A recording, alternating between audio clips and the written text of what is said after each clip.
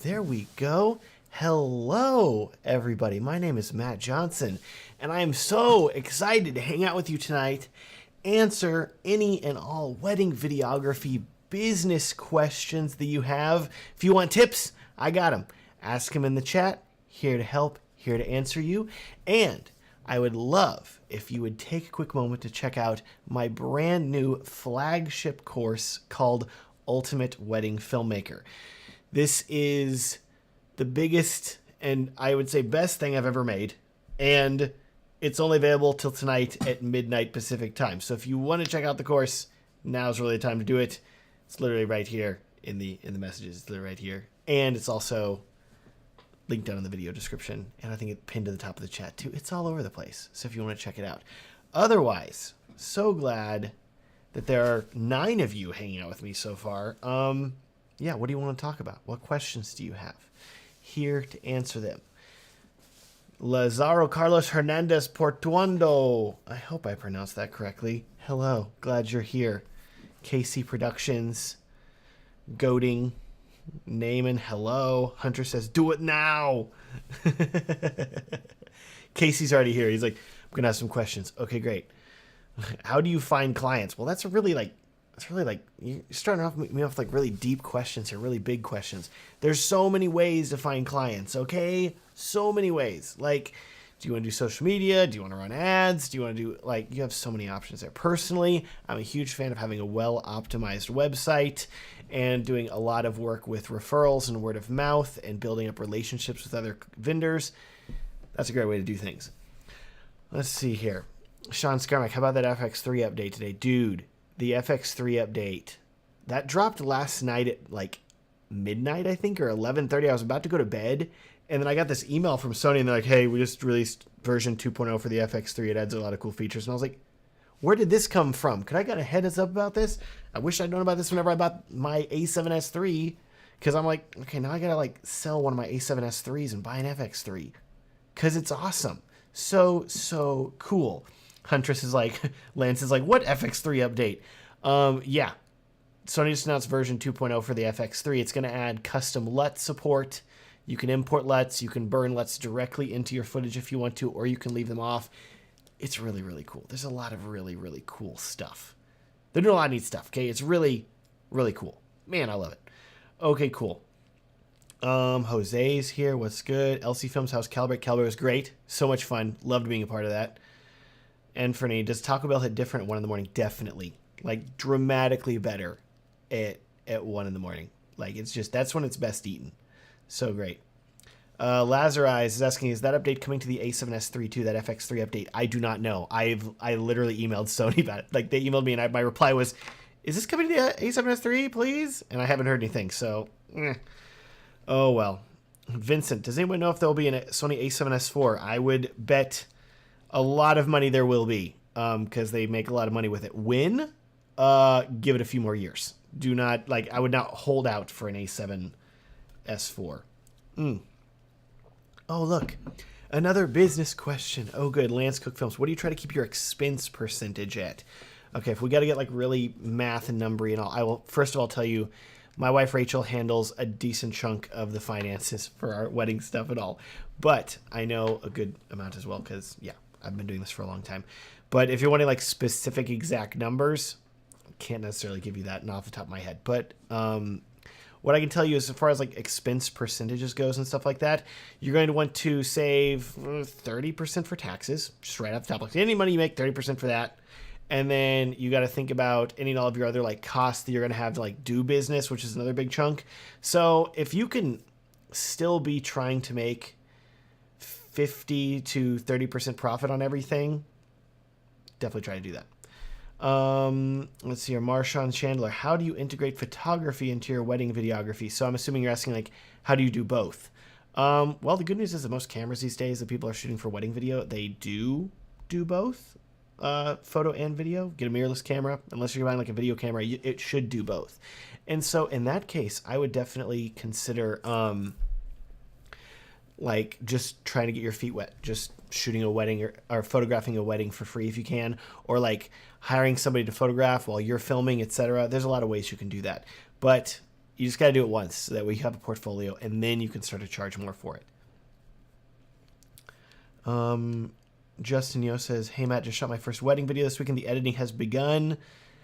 Thank you, thank you, thank you. That's good. KC, I'm a starting out wedding videographer. I've done one wedding, still had a hard time getting clients.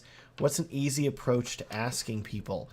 I would say easiest way to start getting more weddings is, first of all, like, get your website built if you haven't done that yet. Like, get a website built, put your video that you've made on it. You're going to give yourself legitimacy. People aren't going to just want to hire somebody if you're like, yeah, here's like a random Instagram post. Please give me thousands of dollars. No, you need to have a website. It's going to give you legitimacy. Put your wedding video on it. Show people, hey, I am working. I am official. This is my business. Then they're going to want to spend more money on you. I cover this a lot in my new Ultimate Wedding Filmmaker course, which is linked in the description and at the top of the chat. And it's literally right below my face here if you want to check it out. ultimateweddingfilmmaker.com. This course is only available until midnight tonight, Pacific Standard Time. So if you want it and you want to learn a ton about how you can grow your wedding filmmaking business to 6 figures without paying for ads or having to move across the country to another city where you think you can make more money, or burn out because you've been working so much editing a ton. If you don't want to have to deal with any of that and you still want to have a very successful 6-figure wedding filmmaking business, this course is going to show you how to do it. It's called Ultimate Wedding Filmmaker for a reason. It's really great. Okay. Let's see here. Todd says, how do you deliver your videos to your clients?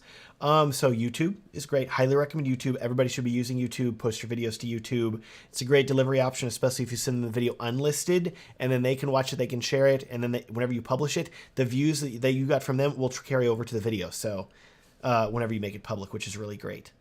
Lance says, I'm still using your LUTs for my FX3. Thank you, Lance. That makes me so happy. I still have LUTs for sale. Those are not going away at midnight, unlike Ultimate Wedding Filmmaker. Jameson's like, and now I wonder if I need to return to get FX3. Exactly. Yeah, I wonder the same thing. It's crazy. Vincent Ewan's going to bed because it's 2 a.m. in Germany. Good night. Pike on the mic says, 8-bit Sony cameras. Would you say it's better to shoot HLG over S-Log? HLG isn't bad, but keep in mind that HLG is only available on... HLG is not available on the earlier Sony cameras. It wasn't till the A7 III, I think. So if you have an A7 III, an A7C, I think an A7R III, like those will have HLG, and you can shoot and mix and match on all those, and HLG will be fine. If you have earlier Sony cameras, I'm a really big fan of Picture Profile 8 with the gamma set to Cine 4. Then you're going to get a nice highlight roll-off, good colors, but you don't have to deal with it being too flat like you would with S-Log. Carol says, how far can you go to film a wedding? Around the world? I mean, I've been to Europe multiple times. I haven't done any like Asian countries yet. I really want to. That'd be a lot of fun. Anthony says, do you use a paid service like QuickBooks or something for everything, or do you use your own books? We're really cheap like that. Like we literally use like Google Drive and like Excel spreadsheets for stuff, because like, you know, it's classic. You can't go wrong with Excel. But if you're talking about like clients and billing and like how to charge clients and do stuff, we use a website called Inly, which is INLY.com. And they're really, really great for contracts and billing and sending things to clients. And yeah, really good. Hunter says, Lance says percentages. In other words, when is it not a hobby? Yeah, for real. I would say that video is not a hobby once you start making, I don't know, enough to pay the bills. Let's see here. Laser Eyes says, do you ever outsource editing? Editing is tedious as heck for me. Yes. I outsource all the freaking time. I don't outsource like a full wedding edit, but all of my courses, all of my YouTube videos, outsourcing the editing for all those now. And it gives me so much more time to create new stuff and make things like the Ultimate Wedding Filmmaker course. So in that case, for outsourcing, I use a company called Archaeus Creative, ARCHAIUS creative.com/whoismatt. Go there. They'll give you 10% off on your first edit, and they're really cool. I'd use them all the time. Literally, like they edit all my videos except for the weddings. So they're really great. KC says, what's the best all-around camera for wedding videography? I've heard about so many different cameras. That's one good in low light, great resolution color. I'd say Sony FX3 at this point. It's fantastic. Absolutely love it. Photogenic Pro says, should you post videography prices on your website? I actually have a video about this that goes and breaks it down in more detail. But in short, I would first of all recommend going and watching that. But short answer is, if you're just getting started and you are not charging a ton, put your prices on your website. Once you start to build your prices higher and you start charging more, that's whenever I would start not posting your prices and instead just post a starting at price. Renegade says, is there no longer an option to do payments for your Ultimate Wedding Filmmaker program? No, there's definitely an option for payments. Scroll down to the payment page. It's down there. It's right below the normal payments. I'm looking at it right now. So yeah, if you want to invest in the Ultimate Wedding Filmmaker, of course, you have a few options. There's either a pay up front everything option, or there is a payment plan, which is a very generous, I think at least, 12-month payment plan option. So split up over a whole year. You pay a small amount per month. That way it's not crazy. And the great news is that if you literally book one wedding, this whole course pays for itself. And the good news is that I definitely think it's going to help you book a lot more than one wedding. So it's an investment in your business. It's an investment in your future. It's your investment in the growth of yourself. And if you want to start taking the steps to move towards six figures and build a completely well-rounded wedding videography business, this course covers everything from the gear to filming to editing to starting a business, running a business, taxes, sole proprietors, LLCs, contracts. There's just so much. So if you want to have that and be very well-rounded, that's what the Ultimate Wedding Filmmaker course is all about. Don't take it from me, though. Click the link right there in the description. Check it out. You'll be like, oh, this is a lot of stuff. Yeah. You'll be scrolling for a while. It's pretty cool. Spent a lot of time on it. Let's see here. Lance says, my FX3 overheated a few times. Is that normal? Definitely not. There is a high heat setting in your settings, Lance. Make sure you turn that on. If you don't, like pretty much all Sony cameras will overheat. If you turn that setting on, where it'll go to high heat, I don't think it should ever overheat. Like, I think the FX3 will just run forever. So definitely do that. Let's see here. I lost my spot. I lost my place. And Demno says, have you talked price yet? I know it's variable and depends on the client. Can we talk averages? What's silly and what's not? Yes, we can definitely talk. So I would find silly to be anything that you are charging where it costs you more to film the wedding than you're actually making money. And what I mean by that is that a lot of videographers, they go out there and like, well, I'm just shooting weddings for like $500 or $700 or $1,000. No, you're not making any money from doing that. You may think you're making money, but once you factor in the cost of running your business, licensing music, paying second shooters, paying taxes, doing all of this other stuff, you'll find you're actually losing money, and that sucks. And so I find anything below, honestly, it's going to depend on your market, of course, but on average, anybody charging less than about $2,000, not making much money, especially in this day and age. Like, it's just feasibly the cost of you traveling to film a wedding, buying gear, filming, blah, doing all this stuff, not making money. So if you want to talk averages, 2,000 below, silly, as you put it. 2,000 above, not silly. Yeah. Okay. Let's see here. TJ Pixel Media, Matt, you reviewed my first and only wedding to date from Jamaica. The market here is different from where they want a full wedding data and not necessarily a creative piece. How do you charge for that? I think that this is a great opportunity for you to introduce people to creative pieces then, and to say, and maybe you have to do it for free or for cheap a few times to like get your foot in the door and say, like, look what I can create for you. And then I would even like lead with pitching that to your clients, your future clients, like, look at this beautiful thing that I made. Would you like this too? And then you're pitching them more like the creative edit. And then if they still want the full edit, you can say, yeah, of course, I'll give that to you also for a price. And then you can charge them for that accordingly. So that's a thought. Let's see here. Thank you, Lazaro. Okay, Bryce got a camera. Do you think having multiple pricing packages is better than one all-inclusive one? I feel like I would miss things in my films. I'm a huge fan of multiple pricing packages. If for no other reason, then that is how every other business operates. Think about it. You go to Starbucks. Do they only offer you one coffee size?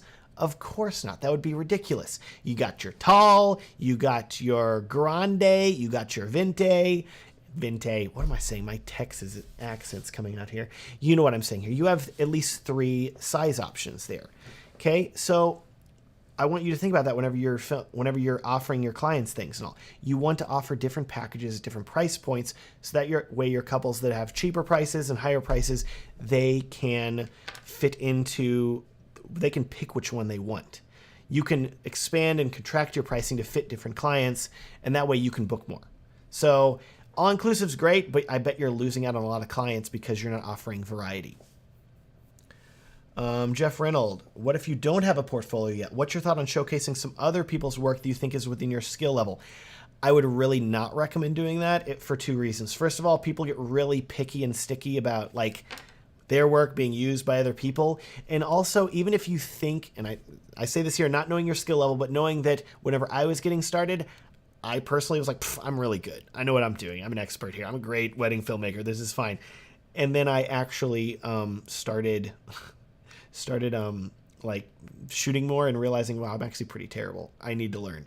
And so I would just be careful, because I would hate for you to be like, yeah, here's an example of the work that I could do. And then you show up to the wedding day and you're not able to hit that quality of work. And then you've just lied to your clients, and you've really lied to yourself too. And then you're in big trouble trying to make a wedding film that you don't have the capability to create. That said though, if you want some help and you want some experience and you want to grow, little bonus for you with the Ultimate Wedding Filmmaker course. This is really crazy, and I don't know anybody else offering this, but I was like, I'm going to offer this. This is going to be great, okay? So check this out here. On the Ultimate Wedding Filmmaker course is linked down in the description. There's an option. One of the bonuses that you can get with the course is raw wedding footage, where you can practice editing a real wedding film. So like I say here, more than just showing you how to edit wedding film, I want you to be hands-on with real wedding footage, even if you've never filmed a wedding. So I'm literally going to give you access to all of the raw footage that I filmed at a real wedding. This is straight out of my camera. Like, here's the raw clips. So you can edit them and you can practice editing and gain that real world experience. It's pretty darn awesome, pretty darn crazy. I do not know literally anybody else giving out raw footage like this, because yeah, it's kind of like usually like very protected. But I was like, no, like, how can I help people? This is going to help people that do not have that experience, that want to gain that experience. So if you want that, if that interests you, if you're wanting to say like, hey, I want to gain that experience, this is a way for you to do that. Now, there are caveats, of course. Okay, like I have this listed in the like the fine print and all. Like I don't want you to like say that you then shot this footage or something. I don't want you like uploading like this footage to your couples and be like, look at this wedding I shot. No, like you didn't shoot that wedding, I shot it. But I want you to be able to gain experience and to gain confidence. That way, whenever you do edit your own film, you're able to do it so much faster and better. So I don't know anybody else offering that, but that's one of the perks of Ultimate Wedding Filmmaker. So like I said, this course closes tonight at midnight Pacific time. If you want in, now is the time. It's linked down in the video description. You can get that raw footage and a ton of other stuff. And there are payment plans. And there's a 60-day money-back guarantee. So, hey, go on ahead. Like I would tell you here, you want to take just full advantage of me, that's fine. But you can literally buy the course. You can check it out. See if you like it. You have a 60-day money-back guarantee. Try it out. See if you like the course. See what you think of it. If you like it, great. Awesome. You can keep it. Have a great time. If you decide you don't like it, I will give you a full refund within 60 days. No questions asked. You literally say, hey, Matt, I want a refund. I say, great. Your refund's already processed. Have a good day. Done. And you get to keep the downloads. So, hey, you say like, oh, I don't really want this here. I don't want the course, but I've already downloaded the raw footage. Great. Keep it. That's fine. Keep the raw footage. I don't care. Have a good time. Please still don't use it for like, say it's your work. But that's what I'm saying here. Like my only goal is to help you. That's the goal here. I want to help you, and I want to see you succeed as a wedding filmmaker. Okay, rant there about raw footage. So fun. Okay, so let's see here. KC Productions, how do I get people to click on my website, Instagram, Facebook, etc.? Post early, post often. If we're talking Instagram and Facebook, like post to Reels, post to TikTok. Compelling content posted often is the key. Jolly Chris says, hi, Matt, you're in a place where you can charge a premium price, but hypothetically, if you established your business in a state or country with a lower market, what would you be charging? Well, here's the good news. Think about Apple, for example. Does Apple still sell iPhones even in countries that aren't necessarily as financially well off as America, for example? Yes, totally. And so I think that there's room there for you to consider that premium prices can be charged anywhere. And granted, like maybe the premium isn't going to be as premium as other places. For example, if I was in, let's see, well, I was going to say Europe, but Europe, the euro is not like the same price as like a dollar, you know? So that doesn't really work as that analogy. But my point here is that I think that there's room for you to still charge a premium in your market. And so I hear a lot of videographers, they're like, oh man, like nobody charges a ton here. And it's like, well, you could be the first, you know, like there's nothing stopping you from being the one that's pushing the market forward higher. And the cool thing about that is if you do it that way, and if you are charging more, whenever people oftentimes associate high price with high quality. And so you can suddenly be like the person, they're like, well, who do I want? And people are like, well, they charge the most. And like, well, they must be the best. That's who I want. And then suddenly you may not be booking as many weddings as your competition, but because you're charging more, you're making more money than they are. Pretty cool. Okay. Puerto Diem, how to find clients. Can you specify more? Like, that's very, very broad. Like, find clients, you could post on you could ask like your aunt. Find your aunt and ask her if she knows anybody getting married. And I bet she'd find somebody. Like, there's people getting married all the time everywhere. That's not super difficult. Now, finding clients that'll pay you well, that's different. Anthony, if you could use one lens for the whole day, what would it be? Sony 24-105 f4. No, it's only an f4, but dang, so versatile. Love it. Nick Vendetti, would you recommend filming weddings if you've never been to a wedding before? Sure.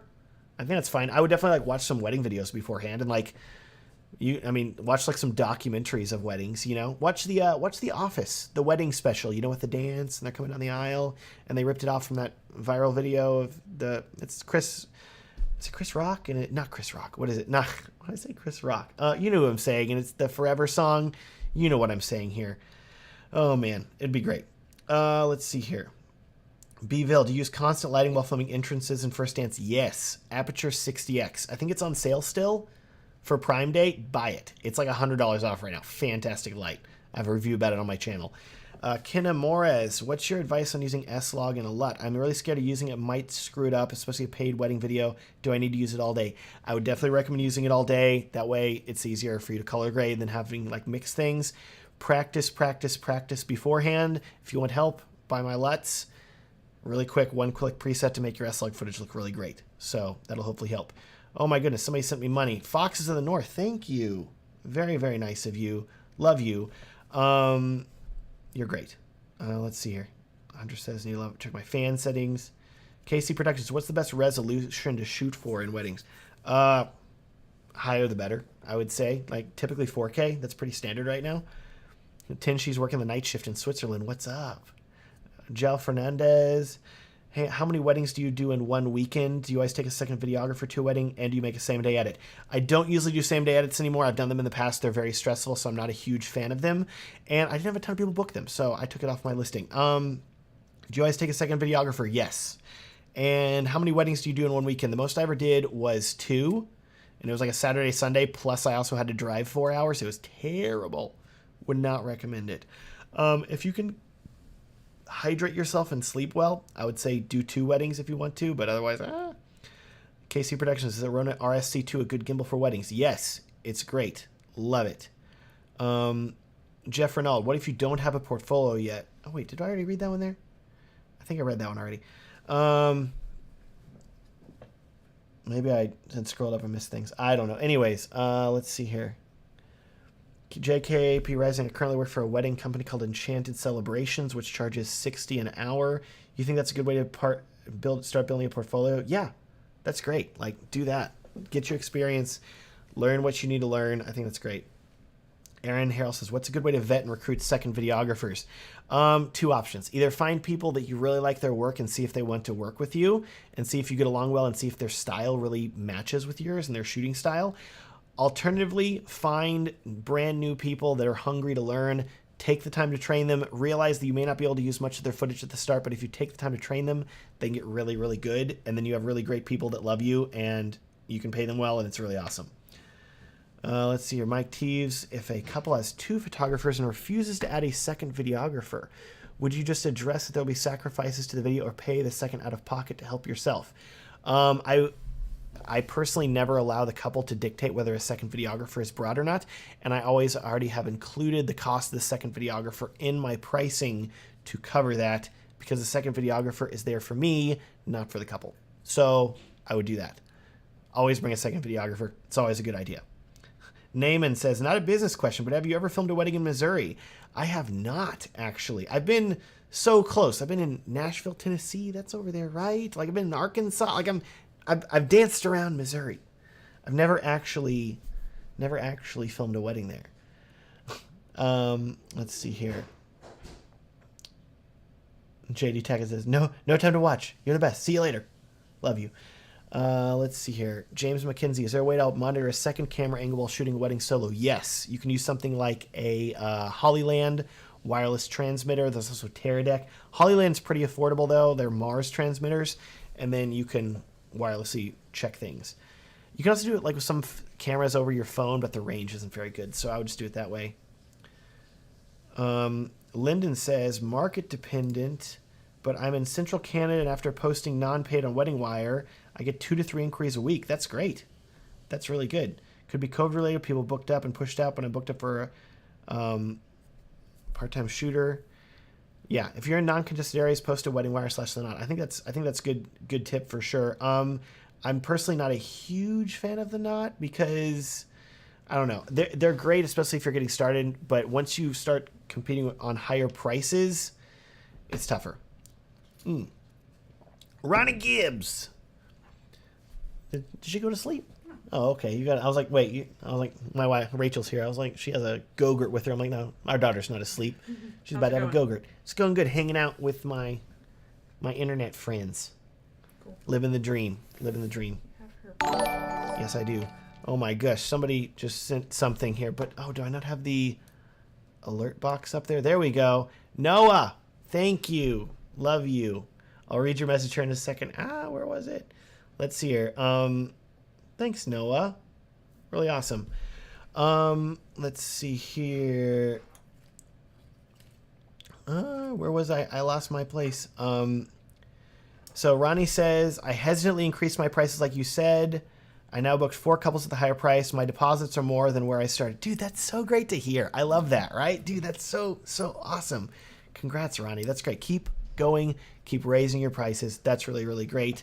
If you guys want to be like Ronnie and you want to know how to raise your prices, I cover that in the Ultimate Wedding Filmmaker course, which is linked in the video description, and it closes tonight at midnight Pacific time. So get on that if you want to. It'll be really, really awesome for you. And you can be like Ronnie and now book couples and get your deposits that are now higher than what you're currently charging. It's pretty cool. Mitzi Moctezuma says, just got my hands on the Tamron 35 to 150. I've heard great things about that lens. Everybody's talking about it. I have not tried it yet. I want to. Jao Fernandez, can you speak a little bit about your packages?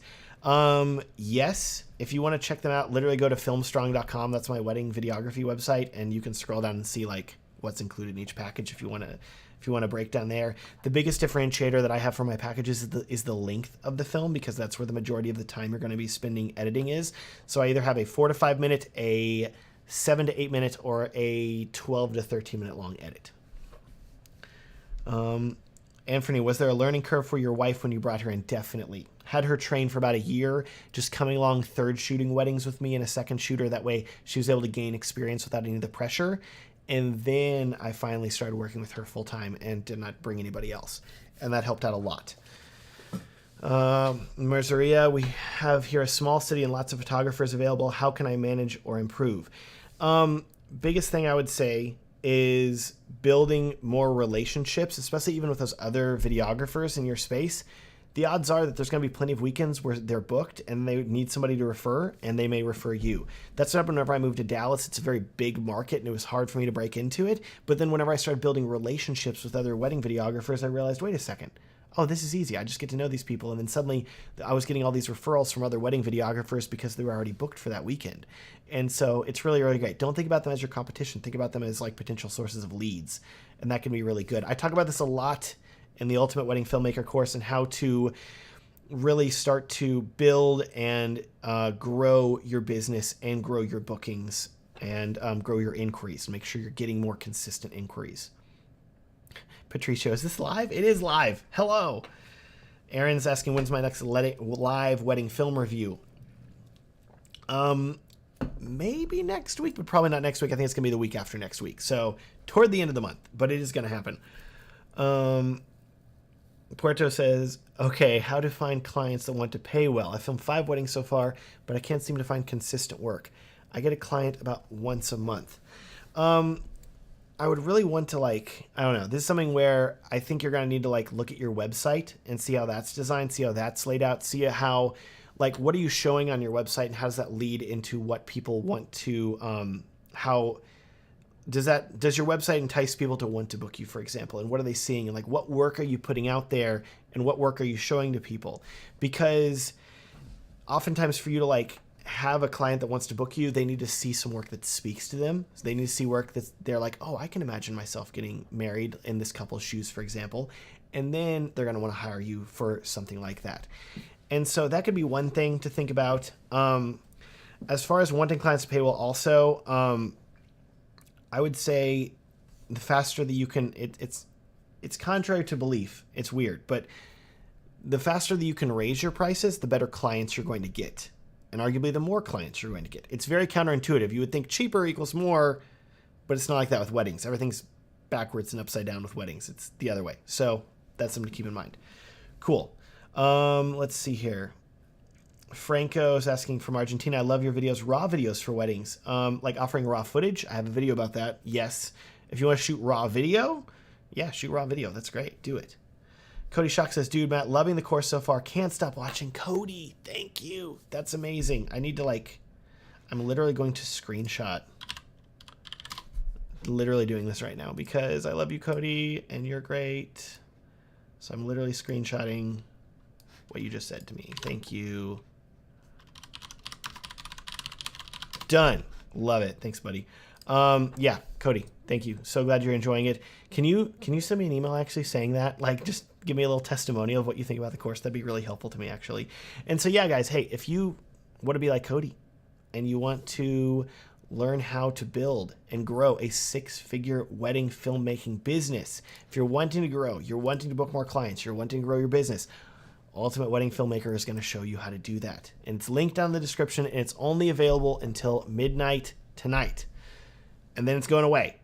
And it's not going to come back till either, like, end of this year or next year. It's going to be a long time. Because it's going to be a while. So, if you want to get in, you got to get in. Okay? Click the link. Check it out. It's really cool. Cody agrees. He's loving it. Cool. KC Productions, he's asking somebody else. There we go. Let's see. Austin Mills. If anyone wants to train me, I'll work for free. Started taking a filmmaking course. I'm new. Austin, I would love you to check out the Ultimate Wedding Filmmaker course. That'd probably be really helpful to you also. Not saying that, like, the current course you're watching isn't good, but I'm just saying if you want something specifically for wedding filmmaking, that's good. Kevin says, do you set a limit on how many clients you accept in a year? I think that's a good idea to do that, but at the same time, sometimes a really cool wedding is going to come up, right? And the couple's going to be like, hey, we're getting married in this really cool place, or we're doing something neat. And you're like, well, hold on. Yeah, okay, I'll go do that too. And so, yeah, that can definitely happen. But I would set financial goals for yourself. I would set a goal of, okay, here's how many clients I want to book. Here's how much I want to be charging. And then you also need to know, like, here's how much I need to be charging, and here's how much I want. And then set yourself, like, an aspirational goal. And then the cool thing is that once you hit that point, then you're like, okay, good, I'm good. And then if you want to book any more, you can. Ken Morris, have you been to Toronto? No, I've not. I want to go to Toronto. It's been on the list. Canada in general has been on the list. We really want to do Banff, roam around there. Sung Yu, what are you doing after the wedding day for refreshing? If we're talking about the night after the wedding, I'm eating Whataburger because it's wonderful and the ultimate wedding recovery food. The next day, I usually do nothing. I'm usually a total zombie. Either we're traveling back from a wedding, or I'm sleeping in if I can because I have a daughter, or I am playing video games. A lot of Halo Infinite, chilling. It's great.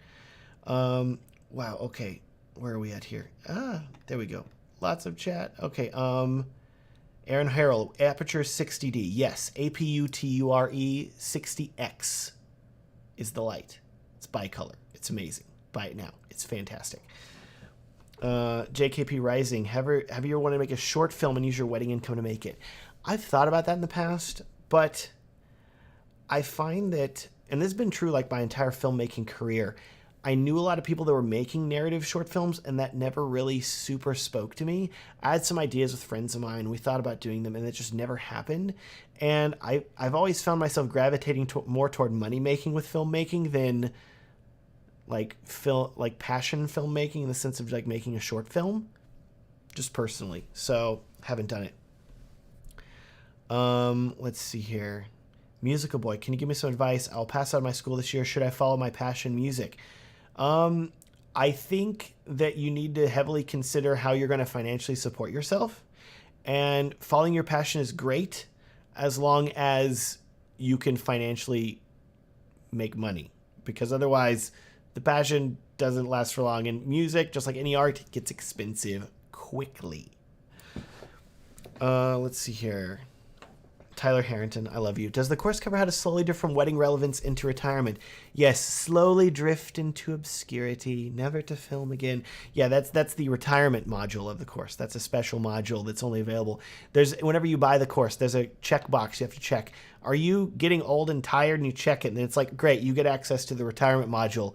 Slowly how to phase out weddings. Hilarious. I love you. Oh my gosh. But yeah, you guys really should check out Ultimate Wedding Filmmaker. If you haven't clicked the link yet, what are you doing? What are you doing? Come on. Just click that little link. Just check it out. It's pretty cool. Okay. Alexander the First Mate. I'm sure you get this all the time, but if you could do it all over again, how would you get started shooting weddings? Oh man. So if I had to start all over again, I would try to find a wedding as fast as possible to film, because a lot of it's like getting your feet wet, getting your foot in the door, showing that you have the ability, that you have the talent, that you're enjoying what you're doing. And so if that's for free, if it's for very cheap, my first wedding was $500, just something. The money doesn't matter at that point, just the experience does. Then once you have that experience and you've started to build that portfolio, you can then turn that into a preview of what you can give future couples. And you could say, you see this wedding film I made? I could do this for you too. And they'll be like, oh, okay, yeah, we'll hire you. Because a lot of it's just getting your foot in that door. So that's what I would do. And then I would focus very hard on building relationships with other vendors. I would focus very hard on getting my name out there as much as possible, so people know that I exist. Because I'll tell you, like, half of getting bookings, if you want to go like by word of mouth, is just people remembering that you exist. And then whenever somebody asks them, hey, who should film my wedding? They're like, oh, yeah, ask that Matt guy. Hello, yes, I'm here, thank you. Relevance, that's what really matters. Just being people's awareness of you. Casey Productions, how much do you normally make a month doing wedding videos? And is it stable enough to pay the bills? So I will tell you that weddings, and I will tell you that it's also like any self-employed business. There are highs and there are lows. There are ups and there's downs. There are busy seasons and there are less busy seasons. For example, here in Texas, it's currently like every day for the past like 2 months has been over 102 degrees Fahrenheit. Blazing hot. So thankfully, not many weddings are happening right now. Because if they were, be terrible, be brutal. So I'm not saying weddings aren't existing. I am saying that those weddings that are existing, I ain't filming them because it's too hot outside. Okay, I might die. Granted, if I needed money and I was going to need to do it, then I would do it. But so I would be aware that there's going to be highs and lows whenever you are filming. Like some months you're going to be making like really good. Man, I made tens of thousands of dollars. Other months you're going to be like, I didn't make any money. But the nice thing is that all evens out over time. And the cool thing is that unlike a job where you're like trying to, well, okay, this is how much I made this year, the sky's the limit for wedding videography. If you can book another wedding, then there's thousands of more dollars that you've just made. And so it's not like a normal job where you're like, I better go ask my boss for a raise. Like, you could give yourself the raise. And it's pretty cool. That said, too, if you think about it here, if we're talking like 6 figures, for example, because the Ultimate Wedding Filmmaker course is a lot about how to grow your wedding filmmaking business to making 6 figures. 6 figures is only, let's see here, what is it? 8,000? It's a little over $8,000 per month, which if you think about it, like, okay, $8,000 a month, that's like good. 8 times 12. Okay. But then, so it sounds like kind of crazy, right? Like, man, $8,000 a month. But then you think about it and you're like, wait a second. Like, if I was to shoot only 2 weddings per month at $4,000, there's $8,000. Okay. So suddenly you're thinking, oh man, if I'm only shooting 2 weddings per month at $4,000, then that's only 24 weddings per year. You still have half the weekends free. You still have a lot of time. And so it's pretty cool how that can like work out that way, where yes, you're working, but you're only working on the weekends, and then you're editing during the week and you're spending time with your family. And if people are like, hey, I want to go do something, you're cool, let's go do it. It's really cool. I love the freedom self-employment brings. And Bryce Doherty, hey, how you been? What platform do you use to send clients your contract? Inly.com, fantastic website. How do you deliver the final film? YouTube link, and then usually like a Dropbox download, usually by default is what I usually do. Armando, do you offer all your film footage? If the couple asks for it, and then I charge significantly for it, because I think you should definitely be doing that. Angel Rubio, what is the minimum wage for a second videographer? That is going to completely vary. And it's going to be like, do you want to pay them per gig? Do you want to pay them per hour that they're working? Do you want to pay them based on a percentage of how much money you're making? You have a lot of options there. I'll tell you that for me, when I was doing that, when I was like paying my second videographer and I wasn't just having my wife do it, which is great. Marry your second videographer, guys. It is so good from a financial standpoint. You don't have to pay anybody anymore, except for like, you have to like pay for anything that they want to buy ever, and you have to love them for forever. You know, okay, there are some sacrifices, but my point here is that it's really great. And whenever I was getting started and a few years into filming weddings, I was paying my second videographers $400 per wedding, and then I eventually bumped it up to $600 per wedding. Up to you. Yeah. But make it worth their time, and like good videographers, pay them really well. Like, if you're like, man, we worked really well together and you're getting me some really good shots and you're sitting down to edit and you're like, this looks amazing and this footage is great. Yes, pay them a lot of money, because that's not a guarantee that you're going to be able to get somebody like that. That's not always a guarantee they're going to have somebody that's good. It can be rough sometimes, put it that way. It can definitely be rough. Okay. So let's see here. What is the Aperture 60x Lightstorm or Amaran? Sorry, Beeville, 60x Lightstorm. I think it's like $350 on Amazon right now with Prime Day. It's usually $420. Yeah, that's the one you want. It has a built-in Fresnel lens. It's fantastic. I absolutely love it. It's so good. Tim Sandell, nice to see you live at a reasonable hour here. That's what I try to do. I do these live streams for the Australians, for my down under audience. Filipino Vines, what's up? Dude, thank you. Animals are insane. I love that name. What's the worst thing that ever happened to you or a couple at a wedding? I've been shooting weddings for 10 plus years and I have a few crazy stories. Oh man. Worst thing that ever happened to me was I accidentally formatted a memory card, like my second year of filming weddings. Or no, I didn't format. I just forgot to copy the footage from it, and I eventually formatted over it. Thankfully, I believe it was my second filmmaker's footage from only the end of the reception. Our memory cards had filled up very close to the end, so it was like a few shots and the exit from like the other angle. So I still had footage for the exit. I was like, oh, thank God. Okay, I'm all right. But terrifying, truly terrifying. If we're talking like weird things happen at a wedding, one of the weddings recently, like a brown bear came to the reception, like this really big, is it brown bear or black bear? It was a really, really like 500, or not 500, like several 1,000-pound bear that was at the wedding reception in the woods, just kind of walking around looking for trash, like 20 feet away from us. And I was like, that's a bear? Okay, cool. Got it on camera. Angel Rubio says, do you consider that long format video is going to fade away in the next years, meaning that people don't want a 1 hour video just to highlight? I think that things are cyclical. Like I've seen some couples, I feel like things were pushing to shorter, but now I see some couples wanting longer, and that's okay. And so I think that the main thing is that you're charging accordingly. And if you're going to do a longer edit, then I would charge more for it, and that's fine. And so the point that I would consider is, what do you want to make as a filmmaker? Like what do you What videos do you want to make? And then make those videos. And don't worry about what other people are doing. And get your clients that way for making things you want to do. BRK Entertainment, greets from Germany. Hello. Jeff BNMA. Hey, Matt, been shooting weddings for a few years now in my local area. I want to shoot in a new market. Any advice on how to book more travel destination weddings? So travel weddings, like anything else, it's all about getting your foot in the door. And so, for example, it's just like filming a normal wedding. It's going to be about you.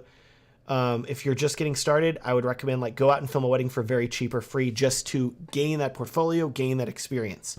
Likewise, if you're trying to bust into travel and destination weddings and you have a couple telling you, hey, we're getting married in this cool place, we don't have much money, take the wedding. If you want to break into that, be like, great, yeah, I would love to film your wedding. I can do it for like very cheap, cover my travel, and see if they'll bite. Because that way you then have a portfolio piece you're able to put on your website. A few years into filming weddings, I had not filmed any like travel stuff really, and I was really wanting to. And then I was literally asked to, it was a very crazy situation, but literally I was working out of a co-working space, and this guy came up to me and he's like, hey, you want to go to Yosemite, film a wedding in California? And I was like, yes. So I did, and then I got to make a really cool wedding video out of it. And like to this day, that Yosemite wedding is on my website here, even many, many years later, because it shows people that I'm willing to travel and that I want to travel and I'm going to some really cool places. And so that's the main thing here. Like if you can show couples, hey, here's me doing something, it's way better than you just saying you want to do something. Like if you put on your website, like willing to travel worldwide, people are like, yeah, I see that on every photographer and videographer's website. But if you show them, and here's this beautiful wedding I filmed in this exotic location, suddenly they're like, oh, they've already done it? Okay, cool, great. Yeah, that looks awesome. And suddenly they're just seeing the images or the videos and they're saying, cool, yeah, I'll book you. It's weird like that. It's weird, but it works. Tenchi Tanya, U.S. wedding movie is so different from Europe. Generally, the wedding dress is discovered at church and never I'm assuming like seen at the church. Yeah, I don't know. Around the world's very interesting. It's always good. Anthony, as a Texas boy, how do you deal with the heat? I'm literally sweating everything. Yes, same here. I walked outside to get my mail earlier, and I was sweating when I came back. I'm like, oh, great, cool. Dry fit everything. That's my main recommendation for you. Literally purchase as much breathable outfits as you can. Go to Nike, go to their golf section. They have a fantastic selection of men's and women's clothing that is all moisture wicking, dry fit. You feel the breeze flow right through your clothing. I love it. That's all that I wear, basically. You ever watch like Seinfeld and George is like, I've ensconced myself in velvet, Jerry. I love velvet. And he's wearing all this velvet. Yeah, do that, but don't wear velvet. Wear dry fit. I've ensconced myself in dry fit, Jerry. I'm not doing an accent. That's more like his mom. More like George's mom's accent. Georgie! Oh, man. Alexander the First Mate. What makes you like filming weddings so much? And would you ever make the switch to shooting something else? There's so much to love about filming weddings. In the sense that, yes, it is real moments that are occurring. It's real emotion. You're getting to see the couple on the happiest and funnest day of their lives. And so you're getting to like hang out with them and eat cool food and have a really good time. And you're getting paid really well while you do it. And you're able to tell like really compelling, powerful stories about these couples as they're getting married. And yeah, it's a lot of fun. And I'll tell you like straight up, it also pays dramatically better than most other filmmaking gigs. Like you can go to Hollywood and you can make movies and you can be a best boy or a gaffer or whatever else you want to do. And the odds are that you may not be making as good of money as you are if you're filming weddings. Granted, you have to build your business, you have to hustle, but if you want to make really good money, it's one way to do it. So yeah, nothing against like other filmmaking or anything like that or anything else like that. But I'm a big fan of wedding filmmaking because if you think about it, like that's where a lot of the money is. Like a lot of people are saving their whole lives for their wedding. And so you're there like, hello, yes, I will take some of that money. Thank you. It's cool. If you don't take it, somebody else will. Cool. Let's see here. Bryce, hey man, how are you and how is your beard? My beard is doing good. It's doing good. What platform do you use to send the content? Did I not watch that? Did I reply to you? Or reply to somebody else recently that asked me that. Inly.com, INLY.com. They're really, really great. I need to be in like an affiliate for them. I talk about them a lot. Let's see here. Hey Hey, Kevin Murphy. Hey, Matt, to expand on the booking limit, I have a new record for bookings in a year, 8 in total, and I want to limit my numbers to 4 for next year to make a short film with family and friends. That's awesome.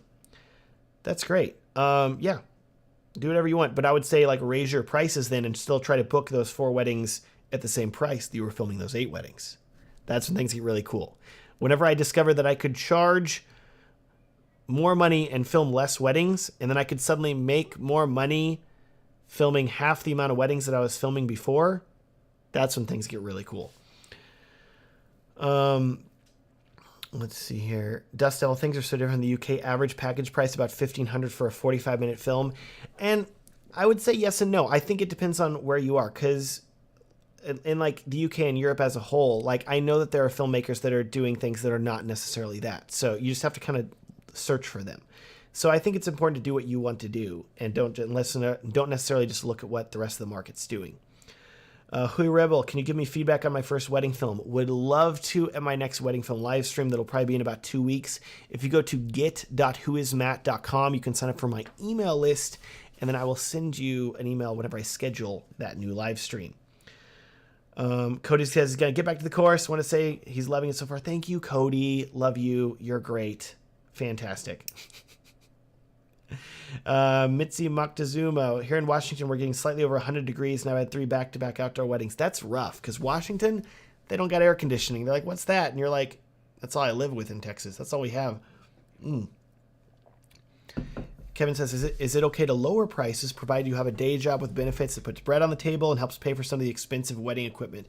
Totally. Yeah, I mean, it's up to you. There's no rules. I'm not going to tell you, you're doing it wrong and you ruining the industry. No. Dude, there's so many people and there's such a wide variety of industry.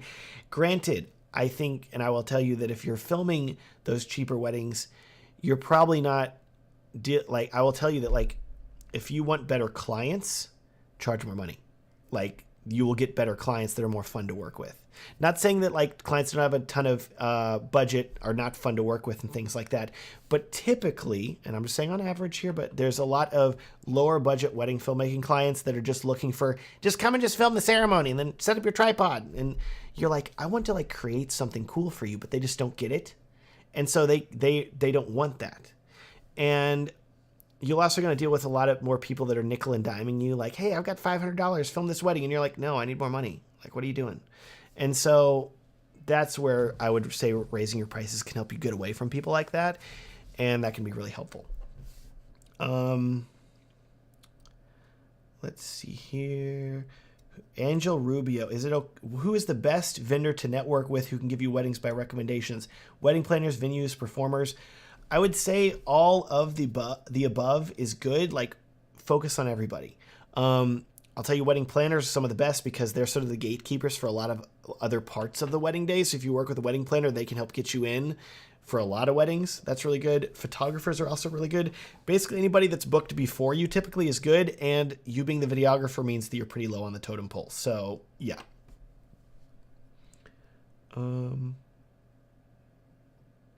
Angel Rubio, where do I need to hire a second shooter for longer format video? Ask around, find somebody, train somebody from the beginning. Let's see here. Zeus Omar, Studio Anything. Hi, I'm Samir from India. Hello. Zeus Omar Lopez, do you recommend the use of a calibration color card? If for filming weddings, I really don't. And that's just because you're not going to have time to like, hold on, don't kiss yet. I got to calibrate my colors. And you're like holding it up like it's not going to work. Like you need to learn how to look into a room and immediately tell, oh, here's the white balance for the room. Okay, and you can dial in the Kelvin values manually. That's what I would do. Angel Rubio, I want to focus on luxury and high-end wedding highlights. Should I go to luxury residentials or something and ask if someone knows if a wedding is coming? I mean, that could work, but I would instead focus on building relationships with higher-end wedding planners and higher-end wedding photographers. Those are the real gatekeepers of things, not just buildings and things like that. Chancellor Lo Wong. Hello, I have a question. Is an ND filter, a variable filter necessary, or can you do without it? Up to you. If you want to use one, great. If you don't, great. If you use one, awesome. I think that can make things look better. But if you don't want to deal with it, or you don't have time, or you're stressing or freaking out, just crank your shutter and go about and live your life. And don't worry about it. It's pretty cool. Zeus Omar Lopez, do you use timecode? I personally do not, but I know other wedding videographers that do, including one of my friends, and he's like, it's amazing. Look, everything's in sync. It's perfect. And I'm like, I should probably try that. Dang it. Okay. Like, timecode's been around for forever, and I feel like it's getting cooler now because, like, I don't know, just the tools for timecode sync are getting better and better. So, yeah, maybe it's time to use timecode. I don't know. Bonzo, how do you get married? The question we're all asking. I don't know. Eater Philip, hello, Matt, you're a source of inspiration from Haiti. Thanks. James Smith, do you send your brochure after getting an inquiry, or do you get on the phone with them first, then talk about pricing?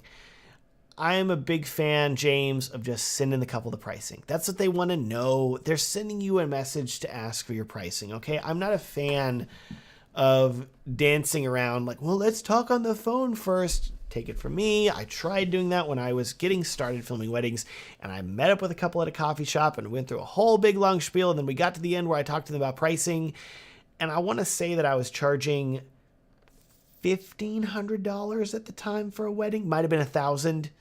Was not much. But whenever I showed them the pricing, the couple immediately balked and were like, we can't afford this. I'm sorry. And then they left. And I think I was out paying for their coffee. So, yeah. Just tell them the pricing. And then see if you can get them on the phone. Don't worry about it otherwise. Hello, little child. Daddy. Yes, Leah. Oh. Night-night. You going to bed? All right. You on the camera? Yeah, you're on the camera. All right. Munchkin here's going to bed. Daddy loves you. Night-night. Go back in there with Mommy. Oh. That's all I have to say. That's all you have to say? Okay. Did you tell Daddy what you won? Did you win Pretty Pretty Princess? Yeah. Good job. We got our Pretty Pretty Princess. It was on sale. That little game where you dress up in jewelry and like necklaces and a crown and stuff. Yeah. I'm going to say is I look pretty good. I look pretty good in that. I tried to do like a nose ring with one of the earrings and she did not. She was like, no, Daddy, that's not how you do that. Okay. So I'm trying to raise a punk daughter, but she doesn't want that. She doesn't want to be punk. Ugh.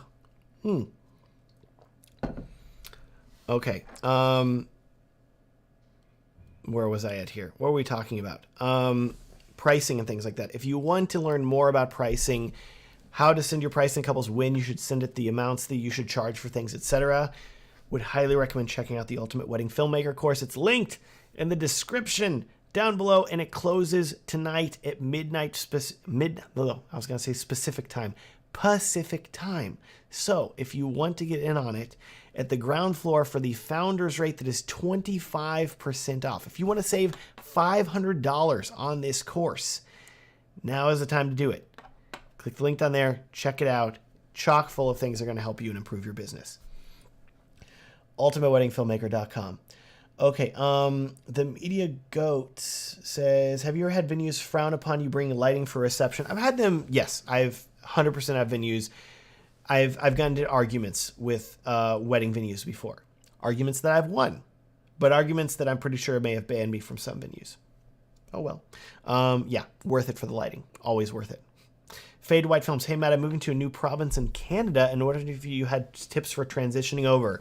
Website, SEO, etc. Yes, update your website as soon as possible. Start posting that you're going to be in those places. Film a wedding there. The sooner, the better. Like, try to get in there and film another wedding, and then try to shift your wedding to showing weddings from that location as fast as you can, because that's going to help tell Google that's where you're at, and more importantly, it's going to help tell your future clients, oh, they're over here now? Okay, cool. Then I'll go over there, and like, if you don't want them to be looking at your website and be like, oh yeah, they're here, right? No, they're actually across the country. That's why you got to update things. Highly recommend doing that. Get your foot in the door in the new place. Start building relationships in the new location. Feet on the ground. Gonna take a while, but it's totally worth it. Totally doable. I've done it multiple times in the past. Not in Canada, but in Texas, which is very big and feels like half the size of Canada. Anthony, have you ever thought about or done other events like Sweet 16s or bar mitzvahs? I have not. I've been asked to do, I think, one Sweet 16, but what I've been asked to do a lot, and I say a lot, I think it's been 3 times, but more than the others, is something called a quinceañera, which is in Latin culture, it's like a coming of age, and whenever the kid turns 15, they have a party, and that's very, very popular down here in Texas.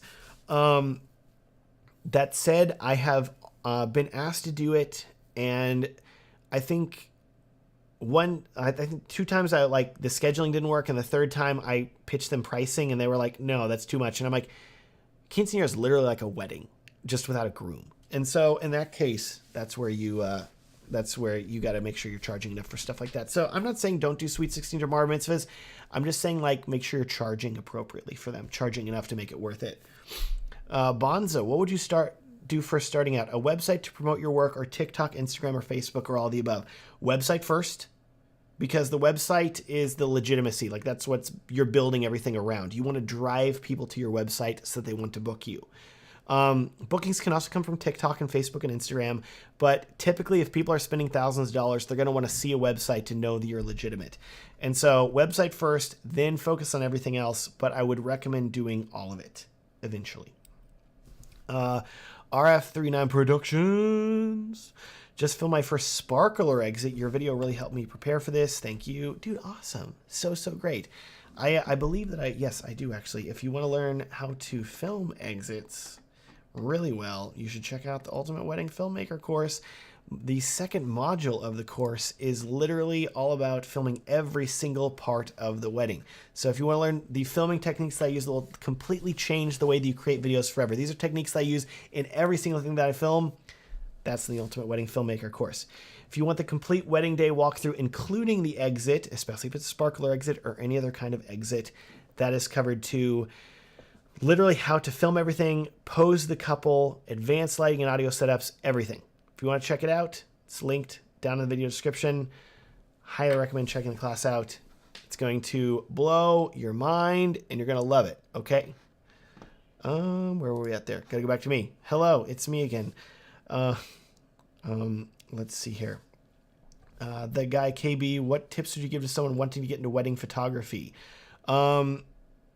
Just like getting into wedding video, photograph a wedding for cheaper, for free, get your foot in the door. That's the main thing. Then start building your portfolio, start offering it as in addition to wedding video. And dude, like once you do that, like you can charge so much more money because you're offering both. People pay a lot of money for both photo and video. Alex says, do you think slow-mo films are dying? I think that there's a lot of people that use slow motion almost as sort of a crutch where they're like, oh, I like, they just film everything in slow motion. And that makes it lose its real like feeling and like emotion that you get from shooting in slow motion. So I think there's some people that are now shooting less in slow-mo, but I'm a big fan of having a mix of both. Let's see here. What is the best 50mm lens price and quality for the Sony a7S III? Easy. 50mm f1.2. It's so good. Bonzo says, I've done about 6 weddings, some with an actual production company, other by myself, but I want to go professional. I'm struggling in creating the foundation of my business. Bonzo, the Ultimate Wedding Filmmaker course would help you out so much. There's a whole section on starting your business and getting it built out. And it is really in-depth without being overwhelming. Spend a lot of time on that. I think it would really help you. Alexander First Mate, you're such a nice guy, but imagine even you would have to deal with upset and angry bride and grooms on the wedding day. How do you deal with this, and does it happen often? It does not happen often, thankfully, partially because we do a lot of screening of our couples before we book them. We'll try to talk to them before we book them. And if we get any red flags, we kind of dig into those red flags and see, are these people crazy or not? Because there are a lot of crazy people out there. I am one of them, but I'm like a chaotic good instead of a chaotic evil. You know what I'm saying. So my point here is, it has happened in the past, especially whenever we were booked through like a wedding planner or like the mother of the bride reaches out like, hey, can you film the wedding? And you're like, sure, the mother's nice. And then you realize like, oh no, this couple's crazy. At that point, you just film the wedding. You grin and bear it and you survive and you push through and you remember that, hey, guess what? I never have to film this wedding again. It's done now. And that's good. So yeah, just be happy, be positive, get through it. Let's see here. Bville, how many Aperture 60X lights do you use? Bville, how many of these are you going to buy? You're like going through, you're like, I got to buy these lights. I don't blame you. One. I literally just use one. I also have a little Aperture Amaran AL-F7, which is like $100 little LED panel light. I use that for like fill and for lighting like guests at the wedding, like and like for toasts. You don't have to go crazy, like just a cheap light like that. If you want to do 2 Aperture 60Xs, you can, but I think that's kind of overkill. So I just use one. Let's see here. Chancellor Lo Wang. I'm on a bit of a budget. Just watch your gimbal Zhiyun versus DJI. There's a spider behind my camera crawling up the wall. Oh my goodness. Anyway, I like saw it in my peripheral. I'm like, what's moving? Let's see here. I was wondering if you had to choose one tripod or gimbal, which one did you choose for a video? If I had to choose a tripod, I really like Manfrotto. The B-free line of tripods are great. Gimbal, the new DJI RS3 is like $550, I think. That one. That's a great deal for a gimbal. Wow. Angel, how many meetings overall do you have with your client? When is the first one? Try to meet them as soon as possible after they, like, whenever they want to book you, like, try to get them on the phone and talk to them then. So that's the first thing that I would do. And then after they want to book you and you send them the contract, get them to sign that, then I would have at least one other meeting where you talk through the wedding, you get to know them, you find out their love story, you find out what they care about, what they're interested in, what they want their wedding film to be, and what they want it to represent. Then you go and film their wedding. I would still have one other meeting, like a quick one with either the bride or the groom, like a week before the wedding day, just to talk about the schedule and finalize some details, and then you're good to go. Let's see here. What's the guys, KB, what's the best lens for weddings? That's really varied. I love a good 50 millimeter, like the 51.2 from Sony. I love the 24 f1.4. I really like the 24 to 105 f4. Lyndon Labayan, I also want to note there's nothing wrong with being a part-time wedding filmmaker who happens to charge and produce like a high-end luxury shooter. Yeah, do that. That's great. That's cool. Angel Rubio, what to focus more to get clients? Social media content, ads, word of mouth, or other way? Relationships with other wedding vendors, planners, photographers, other videographers in your area. That is all like one of the biggest things you can do. Asking your couples for referrals after the fact, huge. Do that. Then focus on social media. Then if you want to run ads, you can run ads. Personally, as I teach in the Ultimate Wedding Filmmaker course, I do not recommend running ads. You can if you want to, and there's a whole science to it, and there's a lot of work that goes into it, and it's a whole thing, and it's very overwhelming. If you don't want to be overwhelmed, though, and you don't want to deal with that at all, that's what I teach in the Ultimate Wedding Filmmaker course. This is how you can grow your wedding filmmaking business to 6 figures without paying for ads or having to move your market to some big city or burning out. You don't need to do any of that.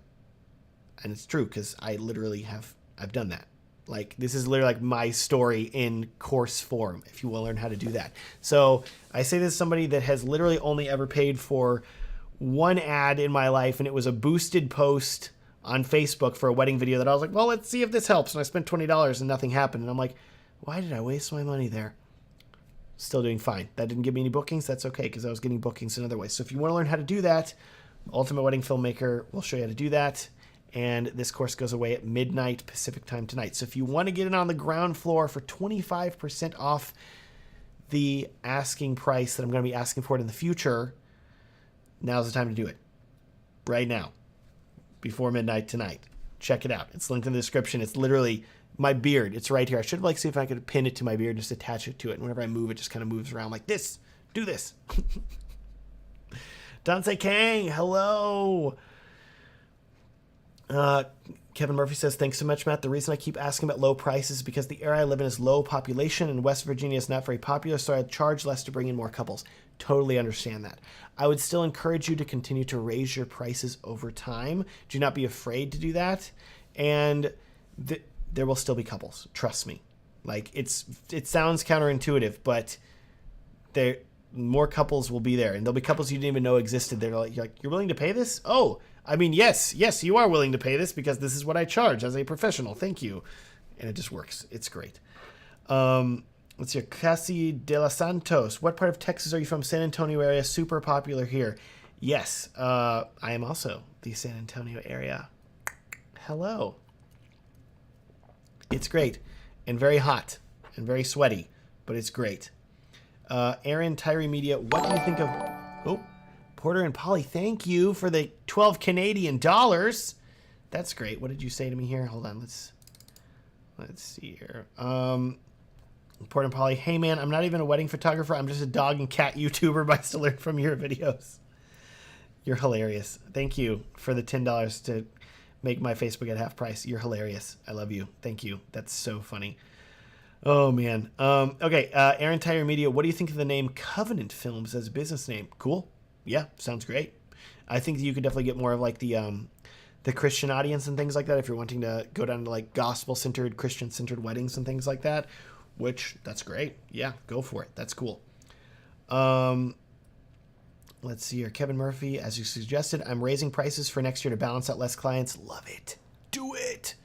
Ray Richard, hey, call me Ray. Where do most of your leads come from? Word of mouth is huge. Past couples are huge. A lot of me personally, a lot of my leads come from YouTube now, which if you check out the Ultimate Wedding Filmmaker course, there is actually a whole other course included in the course, a bonus course called my YouTube Masterclass for Wedding Filmmakers. So if you want to learn how to get more views and bookings from YouTube, which, hey, we're on YouTube right now, right? And you're watching me. And if you want to see success in it with over 2 billion visitors per month, YouTube, most popular video site on the planet. Don't you want some of those people watching your wedding films? Yes, you do. So, of course, going to show you guaranteed techniques to make your videos stand out and get recommended on YouTube, how to go viral in the right way, because I personally have gone viral in the wrong way before. And if you want to know how and when to upload to maximize your views and get more bookings from YouTube, this course is going to show you how to do it, and it is part of the Ultimate Wedding Filmmaker course. So if you want to learn that, this is literally a course that I could sell completely on its own, like as its own standalone course, because it's 30 plus lessons. Like, it is a full-on course all about YouTube for wedding filmmakers, which, I mean, I don't know if you looked around, there's not exactly many people teaching. Okay, there's a lot of people teaching YouTube. Looking for YouTube advice. There's a ton of people teaching YouTube. How many of them are teaching YouTube for wedding filmmakers? If you want to see success with your wedding films on YouTube, hi, it's me. Hello. This is the course for you because I'm the only one doing it. So if you want to get in on that, here you go. So would highly, highly recommend checking it out. It's part of the Ultimate Wedding Filmmaker course that is linked down here in the video description, and it's only available till tonight at midnight. So if you want to get the YouTube Masterclass and learn how to use YouTube to book more couples, this is where you do it. This is the time. Let's see here. Who else asked a question? Dilly Diamonds is here. Yes. How do you figure out exactly what is considered a business expense?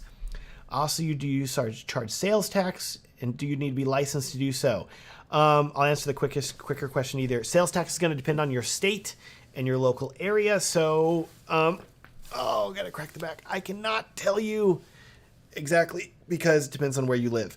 That said, though, in Texas, I do have to pay sales tax, so I do that, and I do it online through the Texas sales tax website. So, yes. And then as far as like what is considered a business expense, I would ideally you would have like a tax professional that you would talk to about this.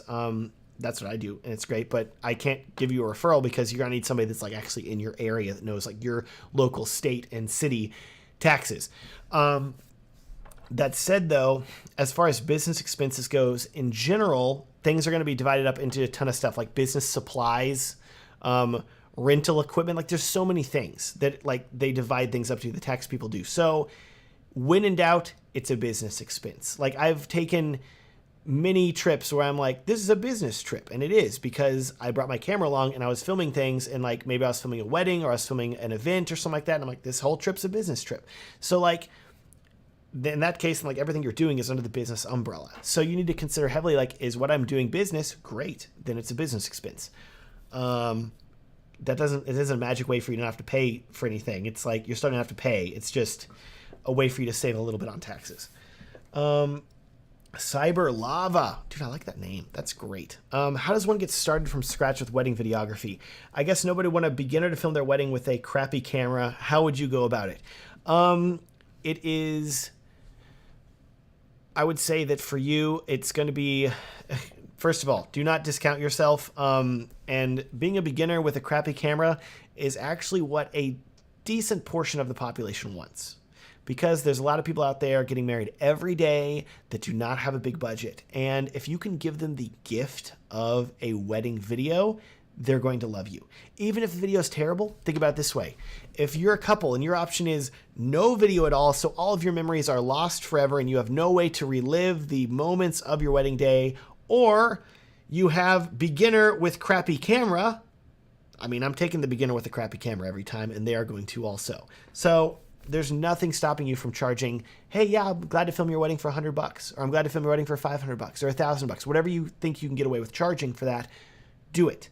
Just get your foot in the door, get that first portfolio piece where you can then say, hey, here is a wedding film that I've made, future clients. Here's an example. I am now no longer a beginner with a crappy camera. I'm a slightly experienced person, still with a crappy camera. And then you're good to go. Then you can start filming more, making more money, charging more, etc. You just got to get your foot in the door. Just the first wedding. I talk about this a lot in the Ultimate Wedding Filmmaker course. If you want to take a huge shortcut and you want to know how to film a wedding and you want to not even feel like a beginner whenever you get to the wedding because your head is full of so much knowledge about how to film a wedding, literally the Ultimate Wedding Filmmaker course has a whole section about filming a wedding from beginning to end, and also how to edit every part of a wedding. So if you want to do that and you want to learn how to film and edit, this course is going to be really, really helpful to you and give you a huge leg up. The media goes, what's one big mistake you made but learned from? Oh, man. What mistakes have I not made? My goodness. I already talked about how I formatted a memory card at a wedding. I think that the biggest thing for me, and I've gotten a lot better at this, but whenever I was getting started filming things, I said yes to everything, whether it was a wedding or a music video. I filmed a talent show. I filmed some random music videos. I was filming everything because I was just trying to gain experience and make a little bit of money. And I think that what I learned, I'm not saying those things were mistakes, but after a while I found that I was saying yes to things just because it was something to do and not because I was enjoying it. And I would find that after I said yes to filming something, I would immediately regret it and be like, why did I say yes to that? Now I have to do this whole thing. And so I've gotten a lot better at saying no to things. I still say yes sometimes too much, but that's something I've really learned, is to say no to a lot of things. So that way I can say yes to the really cool, important gigs that I really want to do. So say no to more things so you can say yes to the cool stuff. Cool. Raw Wedding Films. Hey Matt, I always have a second shooter, but I'm not sure how to go about when heading out of state. Do I double my second shooter's cost? Should I find someone in the area I'll be shooting in? I would say if you're already heading out of state and you're getting paid well enough, pay to bring along your second filmmaker. That way you're guaranteed to have somebody that you know how to work with, you have a good, consistent experience with, you know it's going to be good. Because working with some random person, there's no guarantee. You could try to vet them if you look at their work, but it's going to take a lot of vetting. So yeah. Jeremy Foster's here. Hello, beautiful. You're great. Glad you're here. Always good to see you. The Meaty Goats. Is drone footage overrated or necessary? Do you decide which weddings get drone footage, or do clients request it? So I think about it this way here. I think the drone footage is overused in the sense that the amount of wedding videos I've seen over the years that are starts off with a drone shot. Here we are at a barn. And I'm like, yep. Okay, great. So I think the drones are great. I still think drones are awesome. I highly recommend using a drone, but is it necessary? No, not at all. Think about it. You're filming a wedding, and so you have a set amount of time in a day, and suddenly you're like, well, I need to go spend 30 minutes flying my drone. You could have gotten 50 establishing shots of the venue at different angles and then be like, okay, go to the establishing, but instead you're just flying your drone. Stuff like that to consider. That said, though, a lot of couples still love having a drone, and if you tell them, hey, yeah, I got a drone, I'm bringing the drone, we'll get some drone shots, they're like, wow, that's cool, and they may want to hire you more. So it can definitely still be a good way to generate more business, so I would definitely consider it. But that said, I wouldn't go crazy. Buy the little mini pro drone that DJI came with, or a cheap one. Buy the Mavic Mini. Buy a cheap one. It'll still be good enough for a wedding video, and then use that. And so don't freak out. You don't have to go buy a Mavic 3 for $3,000 or anything like that. It's crazy. Oh, Yorkwin Walters is here. Hey. Let's see, Anthony, how much less should I price if I only have one mic and recorder? I wouldn't charge less. You might have to be running around, make things work, but I don't think that necessarily precludes you from charging more money. So yeah, if anything, you should charge more so that way you can afford more microphones and recorders. Think of that big brain thoughts, big brain. Ashley Film Studio. Hey, Matt, James, and Carrie here. We love your course. Thank you guys. That's so great. Thank you for recommending it. That's wonderful. Could you guys, Okay, I'm gonna have to like send you an email and be like, can you write me a testimonial? Thank you. That'd be really great. Y'all are awesome. Thank you. If you guys want to be cool like Ashley Film Studio, James and Carrie, and you want to also love my new course, it's called Ultimate Wedding Filmmaker. It's literally right here. And you can click the link in the description if you don't have to type that into your browser. Who wants to do that? Ew. And you can check out the course and you can be like Carrie and James, because I made this course for you. Yes, you right there watching this thing. Do you wanna grow your wedding film baking business? I almost call it wedding film baking.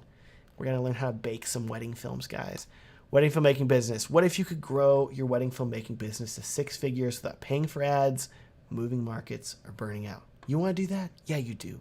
You do. You do. Check it out. You should. UltimateWeddingFilmmaker.com. Really, really awesome. It has Carrie and James' seal of approval. What more do you want? My goodness. Oh, man. I am so behind on chat here. I'm sorry. Oh, let's see here. Lyndon Labian. Is anyone else from Canada? I have 0 friends. Look up Derek Chan. I think he's in Toronto. He's great. So good. Lauren, my sister's here. Hello, Lauren. Wolf Videography. How do you come up with your price? How do you charge what you're worth? Look at what it costs you to film a wedding and then charge. And so like the cost of like everything it costs you to film a wedding and then charge 30 to 50% more than that. Yeah. Simple math. Chancellor Lo Wong again. If you're a beginning wedding photographer / cinematographer, would you still consider having 2 cameras or could you make it with just 1? I'm a big fan of 2 because you're going to want multiple angles for the ceremony. You're going to be able to film both the couple's faces. Yeah, I would try to go with 2. Like you can do 1. Like I filmed, no, even my first wedding, I had like a really janky old video camera and like a Canon 7D DSLR. So even my first wedding, I had a video camera, which FYI, that video camera I had recorded to mini DVDs, and it can only record for 30 minutes at a time and it would die. Terrifying. So, yeah, I would recommend 2 cameras. You can buy like a really cheap, much cheaper one if you can. Buddy G, Matt, how many weddings a year are you currently filming? So this year is very weird. Okay, like we coming off the back of COVID, so things are crazy. And then on top of that, I'll just tell you guys, because yeah, whatever, we're not keeping secrets here. We're having another baby. Yeah. Pretty cool, pretty fun. Yeah, we got baby number 2 on the way. Pretty exciting. That's gonna be later this year. And so this year is really weird because we're actively trying to not take weddings at this moment because Rachel's getting more pregnant. She doesn't really want to shoot weddings because she's like throwing up sometimes because of the morning sickness. That's fun. And then on top of that, we're getting inquiries right now, but when is everybody getting inquiries for? The end of the year. When are we having a baby? The end of the year. So it's like, I can't film your wedding. It's a week before I'm going to have a baby, which I might have a baby by then. I don't know. Babies don't come at a set time, so you can't schedule things. How dare they? So that's a little bit weird. But yeah, if you've noticed I've been making a lot of YouTube stuff, that's why, because of that. But otherwise, I will tell you that before that and before the pandemic, we were still filming, oh gosh, 10, 15 a year, something like that. And then, yeah, things have shifted, of course. Thanks the past 2 years of insanity. Wolf Videography. I only started videography last year, but I filmed 4 so far, another 8 book for this year. That's great. Good job. Do it. That's great.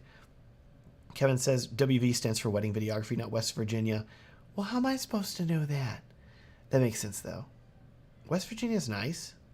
You could move there. Leapix, first time caller, long time viewer, thank you.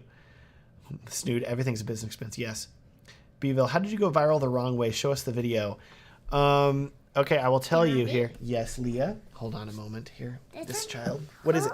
I thought you were going to bed. I just say I'd be in that one. You'll be in that one? Well, you're in this preview screen up here. There you are. Okay, let me see if I can find it here. If you guys want to like dig up Matt Johnson viral drama here of Matt going viral for the wrong way. Let's see here. I think it may still pop up here. Nope, it's further back here and all. If you search, let me make sure. It's a little blurry. Is it a little blurry? That's okay. Hold on. Right over there. Okay. If you guys want to take a trip down memory lane with me, search... Daddy, who are you talking to? The internet. I'm talking to the internet, Leah. Search 3-day-old baby bunnies on YouTube. and you're going to find a video that I made that has 5 million views on it about baby rabbits. That's some history for you there. And if you want to go viral in the wrong way, that's how you do it. Because what do bunnies have to do with weddings? Nothing. Didn't help at all. So, yeah. Would highly recommend not going viral that way. But hopefully that's entertaining to you. Lyndon, it's true. Other than Matt Kalin from White and Reverie, post so unforgiving, like Scott McKenna gave up. Matt's all that's left of YouTube wedding juggernauts. Jake doesn't count anymore. Jake's great. I love Jake. Jake's doing some stuff. Don't give up on Jake. Jake's great. Hey, what are you doing to Daddy's beard? No, you're gonna tangle it up. Stop it. That hurts. That kind of hurts, Leah. Okay, Mommy's calling for you. Do you hear her? No. Yeah, you did. You heard her. I have been in Winnipeg for some time now, but I haven't gotten a lot of bookings. My company's Walters Weddings was awarded 3 best wedding company in the Caribbean. Oh yeah, dude, I remember that. Okay, that's tough. But I would say like you're going to need to, if you're advertising like voted best in the Caribbean, that's not going to help you in Canada. So that's some, or not in Winnipeg. I mean. Where were you? Come back. So in that case, go with Mommy. Daddy loves you. Bye bye. In that case, I would say you need to probably get rid of a lot of that Caribbean stuff on your website and say like, hey, that was a good time, but it's not helping you now. You need to like be fully present where you are, tell people that, build relationships there. That'll hopefully help. Kevin says, sorry for being so annoying. Thanks for all your Yoda wisdom. What if I made my videos and I talked like Yoda the whole time? That'd be weird. Okay, so Kevin's in Northern Ontario. There we go. Saying, see, it could be West Virginia or it could be Ontario. That's fine. Maybe. Anyways, you've been doing Weddings Pro for 6 years. Feel like you can do better. Dude, would highly recommend the Ultimate Wedding Filmmaker class to you. If you want to check it out, like I said, 60-day money-back guarantee. Like, I would love if you would just try it out. Sign up for one of the payment plans. Check out the course. See if any of it helps you. Like, if it doesn't help you, I don't want your money. I'll give you a refund. Just let me know. I'll give you a full refund. No questions asked. But if it is helpful to you and you want to grow, I think it's a great way for you to do it. You have literally nothing to lose. And you have literally 60 days to try it out. You have 2 months. Can you watch a few video lessons in 2 months? You're watching me right now for an hour. You could watch some stuff. It might change your life. And you might be like, oh, wow, this is a genius idea. Wow, I'm booking so much more. This is amazing. Lyndon's freaking out. He's like, I'm from Winnipeg. We can do this here. There we go. Okay, you guys work together. This is great. Lyndon and Walters doing it. DeSarah, Matt, are you still giving Blu-rays or DVDs with your packages? Nope. If the couple asks for it, I'll still do it. But the Blu-rays and DVDs are like in a closet that I rarely access, okay? Like, if the couple really wants it, you can do it, but charge them well for it. Good, look at this here. Yorkwin and Landon are chatting together. This is beautiful. Beautiful. Pekin Valley is like, we're also in Winnipeg. Look at this, you guys. Now go hang out with each other. Build those relationships. This is beautiful. Clint's over here keeping his Mavic Air in the backpack. Well, Clint's cool, okay? Clint knows what he's doing. What's that meme? Like, I always got that thing on me. And it's like a Mavic just ready to fly at any time, fully charged. Love it. So good. Porter and Polly is in Thunder Bay. Everybody's just all the Canadians. Hello, everyone. Please buy the Ultimate Wedding Filmmaker course. It's discounted 25%, which should help with the exchange rates right now. Clint says, does your baby have a beard yet? Not yet. She's getting there. Baby number 2 may have a beard. We don't know. We don't know yet. We don't know anything about the new baby. Crazy. Angel Rubio, I've considered buying the DJI FPV for weddings. I've never seen anybody use it for a wedding, but if you want to be the first, I say do it. Sounds really cool to me. Try it out. James Bivasi, can you make another editing techniques video? I really should. I need to do that. I will tell you, the Ultimate Wedding Filmmaker course has a lot of editing techniques in it, if you want to check that out. But yes, that doesn't mean I'm not going to be making more stuff like that in the future. So yes. Sumos, join late, glad I'm here. Thank you.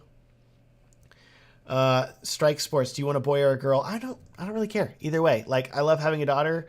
If we have another daughter, great. I don't have to buy more clothes because it's already done. If we have a boy, great. That'd be awesome too. Like, I'm a boy. That'd be great. So yeah, either way. Oh, let's see here. Thank you. Thanks for all the baby congratulations. Hayden Goldsworthy is here. Yes. Dell XPS aficionado. Alejandro Miguel, Daddy, who are you talking to? Yeah, see, she does it all the time. Like it's just like, I don't know. Usually whenever we do the wedding live stream, she's with a babysitter, thankfully, so it's like quieter. But if not, like who cares? Like let the kid roam around. It's fine. We'll make it work. James Vivasi, Toronto says, "What's up?" Yes, hello, hello from the hot south to the cool north. I hope it's cool up there. Hope it's cooler than it is down here. Andrew Rubio, is it a good strategy to get your feet out there? Go to venues, offer them highlight videos, and have them have a wedding there for their social media content. Totally. I would say like if you can book a wedding there and then send the video to the venue, that could be really helpful. Like I have venues that I sent the video to, and my video is still on their website like 5 years later, and they're still sending me inquiries, and I'm like, thank you. I don't know if I ever actually want to film at this venue again, but thank you. Cool. Okay. It's just, yeah, it's great. So great.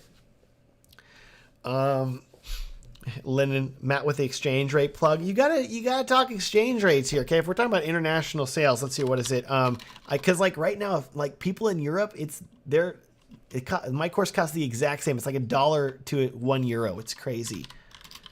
What is it? CAD to USD, set 0.76 United States dollars. So, hey, honestly, the course is currently 25% off right now. So that works out well because the exchange rate for the Canadian dollar is 0.76 Canadian dollars to $1 US. That's almost 25% difference. So, I mean, you're still paying more than you have to do in America because it's Canadian. But my point here is that the exchange rate with a 25% off discount, you're basically paying what the price would be in US dollars if it was discounted. If that makes sense, like it's discounted for you. That's what I'm saying here. The analogy math is falling apart in my brain, but you know what I'm saying. It's fine. Anyways, have you guys can you post in the chat? Have you checked out Ultimate Wedding Filmmaker yet? Have you gone to the website? Give people grief if they have not at least checked out the website. And if you've invested in the course, tell people in the chat, like, hey, have you checked it out? Have you bought it yet? What do you think about it? Tell people what you think. I would love to know that. I would love to see that. Be cool. Cool. Hayden says finger guns. Yes. Hilarious. Victor Muniz, how many videos do you deliver to your couples? Depends on what they want to book. If the couple just books a wedding video, then great. Then they get one video, and it's a really, really great video. If they want to book other stuff, do they want a full ceremony edit? Great, they're going to get that edit. If they want me to film the rehearsal dinner, great, there's another edit. There's a lot of other things that you can do in addition to that. So it kind of depends on what they want. Anthony, where do you get health insurance? Do you get it through your business, through a union? No. We do have health insurance, but it's really... we have a thing called MediShare, which is like a Christian healthcare thing. It was cheaper. It was more affordable than going through like the health network and stuff like that in the US. So we went with that option. And they've been pretty good. They don't cover everything. So we still have a lot of out-of-pocket things. And if we ever need like prescriptions, I literally have been to like Walgreens before. And I came in with my prescription card. I was like, hey, I just need these pills. And what was that? I was like, I don't know, I have a fever. Oh, no, it wasn't me. I wasn't the sick one. Whatever. Anyways, I was like, okay, I'll bring this in. So I brought in my prescription card, and the lady rang it up, and she's like, well, actually, with your prescription discount card from your insurance, it actually costs more than what it costs just out of pocket. And I was like, excuse me? She's like, yeah. For some reason, like, your insurance is making you pay more than if you just paid out of pocket. I was like, great, then I'll just take that card back. I'll just pay out of pocket. Thank you. Gotta love insurance in the good old United States. Always great. No difficulty there, especially if you're self-employed. Overall, though, thankfully, we're pretty healthy. We've been okay. Still crazy. Raw Wedding Films. Maybe a weird question. When you get inquiries through a phone call, do you redirect them to your contact form on the website for vetting purposes, or do you set up a call and figure it out from there? So if they're already on the phone with you, like if they've called you, they've already skipped. Like if they call me, they've already skipped all of that. Like I'm not going to make them fill out the contact form. I'm not going to do anything. Like they want to talk pricing. They want to talk everything. Great. Let's do that right now. Like, oh, you're on the phone with me? Great. Normally I have to work to get the couple on the phone, but we're skipping all that. Awesome. Would love to talk to you right now. And like I have booked many couples right from that first phone call. Like if you're ready to go and you're matching their energy and you're like, great, you're ready to book? Great, cool, let's do it. Like I I had one couple call me. It was a Wednesday, and they're like, hey, we're getting married on Saturday. Do you want to film the wedding? And I was like, yeah, let's do it. Great, cool. Book it now. Done. Boom. Film that wedding 3 days later. Do it, okay? Like, get them on the phone and do it. But the phone call is a great shortcut. I love when couples call me on the phone. Saves so much time. Thank you, Studio Motion Films. James Bubassi, how long did it take you to make your courses? I will tell you the first course I ever made, Wedding Film Framework, which is all about how to film and edit wedding films in Adobe Premiere Pro. That course took me forever because I literally sat and edited everything myself, and I nearly died because it was just so long and so in-depth, showing me editing an entire wedding film. So that one was like, oh gosh, 3 years of work? It was ridiculous. Finally, I started outsourcing all my course creation stuff to a company called Archaeus Creative that I use for all my editing, and they're wonderful. Highly recommend checking them out. And so now the editing is taken care of by them, but I still have to do all the idea creation, the scripting, the recording, et cetera, et cetera. And I'll tell you that for this Ultimate Wedding Filmmaker course, it's been a year and a half of work, maybe 2 years of work. Like, I remember working on it in like 2020, early 2020. And here we are, finally, 2022, it's out. Granted, I had other things I was working on too, but I would come back to it. And it's such like a big course because it's literally everything. It's like, here, look at it. It's just kind of, it's great, but it's like, you want to know everything. This is how you know everything here. So we got the gear. We're going to talk about the gear in Ultimate Wedding Filmmaker. Then we're going to talk about Module 2, filming every part of the wedding from beginning to end. Then we're going to talk about how you can edit an amazing wedding film. Then we're going to talk about building your wedding filmmaking business and creating a brand that couples are going to love and pay dramatically more for. You're going to learn how to legally operate and start your business from scratch, operate legally, setting up business and equipment insurance. Then we got to talk about your engine for booking couples, how to build and optimize your website to turn into a booking machine, how to get inquiries and turn them into bookings, organic social media strategies that work without paying for ads, client experiences, secret booking tips. And then we got to talk pricing and packages, how to make money, how to make more money, the exact packages you should offer, how to structure your contract, how to deal with retainers, pricing your wedding films. It's a lot. And then not to mention there's also a exclusive wedding behind the scenes of me filming a wedding, detailed wedding film breakdowns where I literally walk you through multiple wedding films I've edited, showing you exactly how I did it and why. Letter and interview prompts. So if you're ever confused, like, how do I get my couples to write good stuff and get good audio? Especially, hey, I know there's a lot of you guys in Europe that are like, hey, couples don't want to write stuff. Here, literally ask them these questions. They'll show you how to do that. There's also email templates for communicating with couples. If you're not sure what to send whenever you get an inquiry, you can literally, these are fill in the blank questions that you can fill in. So you literally just write in that you get an email and you're just like, hey, I don't know what to type. You literally just copy and paste this, fill in the blanks, like here's the couple's name, here's my package info, send it off to them. Done. Super simple. There's also recorded Zoom calls with real couples. So if you want to see me talk to real couples, consulting with them about their wedding day, the questions that I ask, how I build rapport with them, how I get to know them, that's all included here too. It's a lot. It's a whole lot. And there's more. There's a YouTube masterclass, there's a ceremony live streaming masterclass, everything. Would highly recommend checking out Ultimate Wedding Filmmaker. It's linked in the description down below, and it's right here below my beard. Okay, so highly recommend checking it out because this sale ends tonight. If you want all this stuff, if you want everything that I just talked about here, plus the YouTube masterclass, plus the live streaming masterclass, plus raw wedding footage from a real wedding that you can edit on, literally all this all goes away tonight at midnight in a few hours.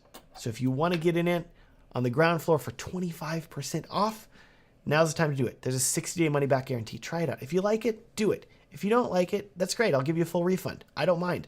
I only want this to help you, and I want this to grow your business, and I think it will massively.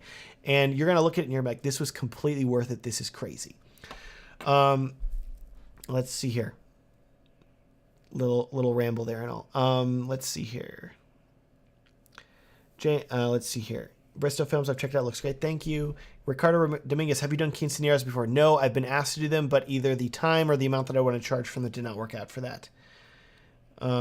Delaney, anything to absolutely include in the contract for destination weddings? Oh, for destination weddings, I would make sure that you have all of the locations figured out in advance. That's all listed, all the details of when and where you're going to be showing up. And I would make sure that the contract indicates the couple needs to get you to the destination 2 days early in case there are travel delays and there's a time change, etc. You need to make sure that you have time to rest and that you're in your best shape for filming the wedding. Hayden uses Ambetter health insurance. Been extremely happy with him. Yes. If Hayden says that health insurance is good, that means it's really good health insurance. Hayden knows his stuff. Angel Rubio, do you have your equipment with insurance? What happens if you lost your equipment or someone steals from? Yes, I have equipment insurance. That's also covered in the Ultimate Wedding Filmmaker course. I use a company called Harpenau Insurance, Harpenau Insurance. They're really great. They do all my equipment insurance in case things get lost or stolen.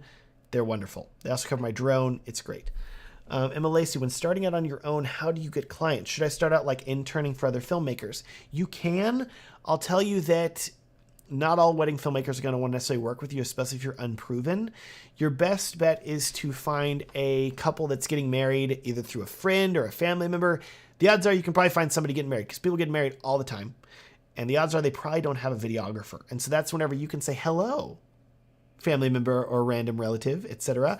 Would you like me to film your wedding for a very cheap price? And they say yes. Then you can give them the gift of a wedding film and you get something for your portfolio that you can then use to not only pitch to future couples that you want to book, but also to other videographers to say, hey, here's the work that I've made. Here was what I can create. Would you like me to film your wedding as well? And they'll say yes. So that's a really good way to do things. Let's see here. Raw Wedding Films. Love Wedding Film Framework. Learned so much. Thank you. I'm so glad you liked it. It was a lot. It was a labor of love getting that thing out. But if you guys want to learn how to edit really in-depth, Wedding Film Framework is how I do it if you use Adobe Premiere Pro. Benjamin Scottford, can you say the name of the company who does your editing for you again? Yes. Archaeus Creative. I will write it here in the chat. There is the URL that I would use, because if you use that link and you tell Archaeus Creative I sent you, they'll give you 10% off your first edit. So do that.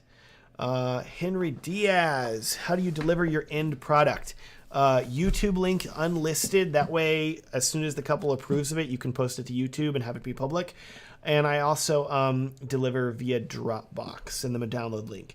That's like the default. And if they want other stuff, then they can pay for other stuff too. But that's like the default, because that way they get a video file. Because you have to send them their wedding film. Okay, I got to do that. That's part of the gig. They're hiring you to do that. Let's see here. Ben Dvorak just signed up, excited to get. Thank you, Ben. Dude, I'm so excited. Ben, this is going to be great, okay? You guys want to be like Ben? Sign up for Ultimate Wedding Filmmaker before the cart closes tonight at midnight Pacific time. I'm not going to live stream until midnight Pacific time because that'd be 2 a.m. my time, and I got to get up and work out tomorrow. I would die. But you know what I'm saying here. It'd be a lot, like, you should sign up. Seriously. James B. Vossi, I'm shopping around for a proper course to enhance my videography business. I'm interested. James, try it out. Try it out. UltimateWeddingFilmmaker.com. Okay, there's payment plans if you want to do a payment plan. Would highly recommend checking it out. You have a 60-day money-back guarantee. Literally, I give people refunds all the time, which sounds terrible, right? To say it like that, but like, I sell stuff, and people want their money back, and that's fine. And it's no questions asked. I'm like, cool, didn't work for you? Awesome. So I have like my color presets, my LUTs. People ask me for refunds for that. They're like, hey, I tried it with my camera. I've got like an ancient camera. I didn't give me the looks. I'm like, cool, here's your refund. No questions asked. And the course comes with a lot of downloads. Keep the downloads. I'm not going to like come to your house and delete them off your computer. Like, keep the downloads. It's fine. If you don't like the course, I don't mind. So try it out. Try out the course. It's going to be helpful to you. I think it's going to blow your mind. You're going to be like, this is incredible. Oh, okay. Ashley Film Studio. Matt, are you now doing 60 frames during prep versus 30 frames? Just curious because new Sony cameras do 60. That's what I've been doing my prep in. I think that if you want just absolute simplicity, you could shoot 60 all day and then slow or speed up things as you want to. If you're a stickler for the look of how 24 frames per second looks versus 60 or 30, which to some people's eyes they can tell, and you can tell kind of in the feeling of the film, I still prefer filming a lot of my prep on the day at 30 frames per second, just because it's a subtle slowdown and I just like how it looks, and it really forces me to film that way. If you're shooting in 60, suddenly you're tempted to put everything in slow motion, and I don't want to do that. So it's like a guarantee that I'm going to film at a good speed. But up to you. Completely all right. Let's see here. Angel Rubio, what makes a great contract? Do you have any sources or templates of contracts so we can base off and do your own?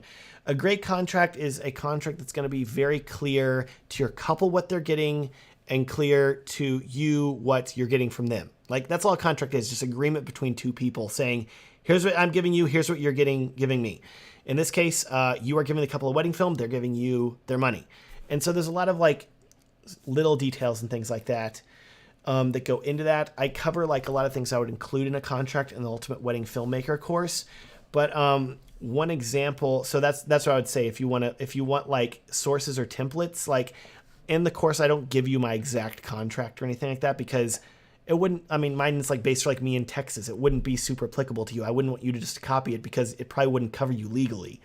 But I talk about like a lot of things that I would recommend including in a contract and then talking to like a lawyer and having your contract vetted by them. But if I would tell you like one important thing to have in your contract would definitely be a section where you ask the couple if you're allowed to eat at the reception.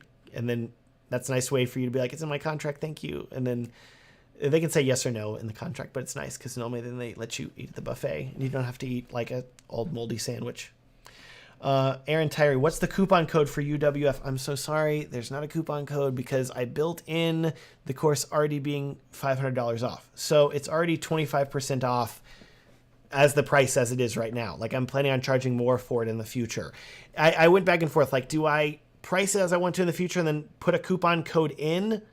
Or do I charge, or do I give people a coupon code? But what I've found is that if people are buying something, some people don't see the coupon code and then they pay more than they need to. And I'm like, dang it. And then they come back to me like, well, I didn't use the coupon code. And then it's like a whole refund thing. Yeah, that's why. It's already discounted. That's the best I can tell you. Cool. Excited to see you in the course though. That'd be really, really awesome. Covenant films, as it were.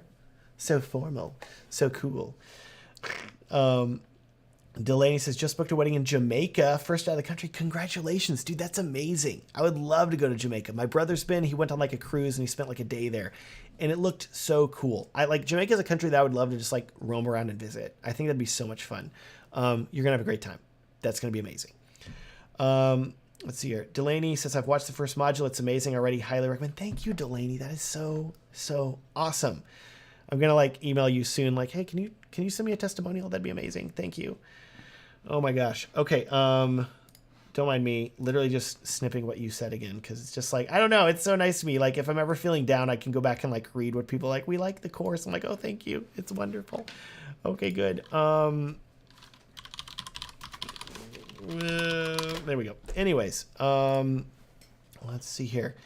Playback media. Is there a reason you don't use Vimeo to deliver your vids? Oh man, that's a can of worms and a half right there. A lot of reasons I don't use Vimeo. Personally, here I'll list a few, but if you watch the YouTube masterclass in the Ultimate Wedding Filmmaker course, I have a whole video about YouTube versus Vimeo and why I choose YouTube. But short Cliff Notes version, YouTube is the second most popular search engine on the planet. It is where people are going to watch videos these days. It's not Vimeo. Have you ever gone to Vimeo just to browse videos that weren't on the staff picks playlist? It's kind of a nightmare, okay? So that's the main thing. Vimeo has things going for it, and it's a cleaner interface and it's prettier, but I find that Vimeo doesn't stream as well as YouTube, and I oftentimes have to deal with buffering, and I have like gigabit internet here, so it's very weird that I have to deal with buffering. It's annoying. So that's another reason that I'm not sold on Vimeo. Like I used to love it, I used to pay for it, but now, considering how popular YouTube is and how important it is for SEO and growing your business and being where your audience is, I'm not saying don't use Vimeo. I'm saying make sure you use YouTube regardless, and then you can use Vimeo if you want to. There you go. Chancellor Lo Wang, what gimbal are you currently using right now? I'm cheap. I haven't bought the DJI RS3 yet. It's one of those things where I was going to buy the RS2, but I'm like, I don't know. I feel like they're going to come out with stuff because DJI comes out fast with new stuff. And so I'm probably going to pick up the RS3 soon. Let's see here. What did I just recently filmed with the Crane 2S, which is a heavy gimbal. I made a review of it. It's really heavy. I don't love it, but it's one of those things where I was like, I feel like they're going to release an RS3. I don't want to like buy one yet, but now the RS3 is out and I'm like, I just need to buy that. That's really cool. So yeah, if I was going to recommend a gimbal right now, RS3. It's fantastic value. Angel Rubio, do you include in your contract so you can use any and all footage captured on the wedding day for your social media content or ads? And if so, and if the couple doesn't accept that, is there an extra fee? Yes and yes. So if the couple wants to use any and all footage, if I want to use the footage, yes. I exclusively retain that right to be able to use everything to promote myself and my business, etc., because that's how you book more weddings, right? You want to be able to show your work you've made. If the couple does not want you to do that, that's what is you would have them sign what is commonly called an NDA, or a non-disclosure agreement, where essentially you're saying, hey, I'm not, or oftentimes a couple may want you to do that, where you're like saying like, hey, I'm not going to publish this video publicly.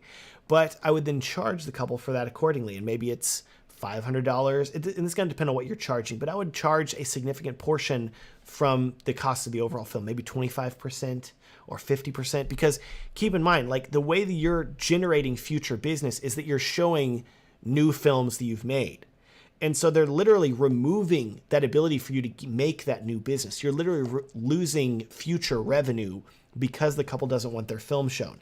And so that's why I would have them sign, or I would have them like basically pay a fee to keep their film from going public. Granted, of course, up to you. There are extenuating circumstances. You decide to not do that. Then just don't show it. Whatever. Maybe you won't want to show it. But you oftentimes see couples not wanting to have their film shown if they're celebrities, or if they're more famous, or if they have more restrictions. I will tell you guys, there are a lot, and I know people that film a lot of celebrity weddings, and I guarantee you, like if you ever read the tabloids or you see TMZ or something like that, and they're saying like, oh yeah, so-and-so got married, and you never see that wedding video, I guarantee you it was filmed. And it was probably filmed by someone that you've never heard of, that's a luxury wedding filmmaker that's making boatloads of money, like hundreds upon hundreds upon hundreds of thousands of dollars per year, and you have no clue and you've never heard of them, but they are doing amazing work and they're getting booked like crazy. Pretty crazy, right? But that's what I'm saying here. Like, but they sign an NDA so they don't get to promote that wedding, but they're still getting that money. That's that crazy celebrity money. Pretty cool. Hayden says, I haven't purchased the content, but can't imagine what you can learn from it. I wouldn't be where I am professionally if it weren't for Matt. Could be the best thing you could get yourself. Thanks, man. Dude, that means so much. You're awesome. You're so great. And you can trust Hayden because Hayden has a Tesla, okay? Hayden drives a cool car, and he has cool aquariums.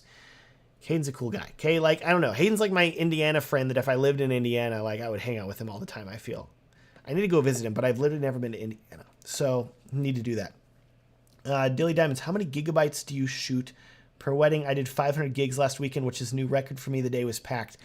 If it's a normal wedding day, like it's just me and Rachel filming, quicker wedding, 200 to 300 gigs probably. If it's a really, really long, like multi-day wedding, 700 gigs, a terabyte. Like it just, it's crazy. It's not as crazy as like whenever people were filming with like the Canon 1DX Mark II, and they're like, yeah, it's fine, it's great. And I'm like, you shot 2 terabytes this wedding. They're like, yeah, it's great, beautiful colors. I'm like, it's a freaking massive video file. My goodness, nuts. Oh man, okay. Mark Chapman, is my question inappropriate? Why are you skipping my question? Did I skip your question?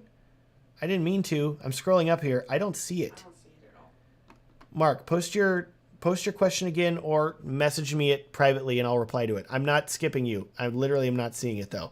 Sometimes YouTube does that. I don't know if you're including a link or certain words. Yeah, I will tell you, like, YouTube will auto filter comments, and like I have no knowledge. Like, people will complain sometimes on my videos like, why did you delete my comment? I didn't do it. Okay, YouTube is getting way stricter. In case you haven't noticed, there's a lot of spend time on YouTube, you see a lot of like inappropriate spam comments these days that are like clearly spam, or like people they'll post on like my channel like, you get a gift, message us on Telegram. I'm like, no, you don't. That's not me. Leave me alone.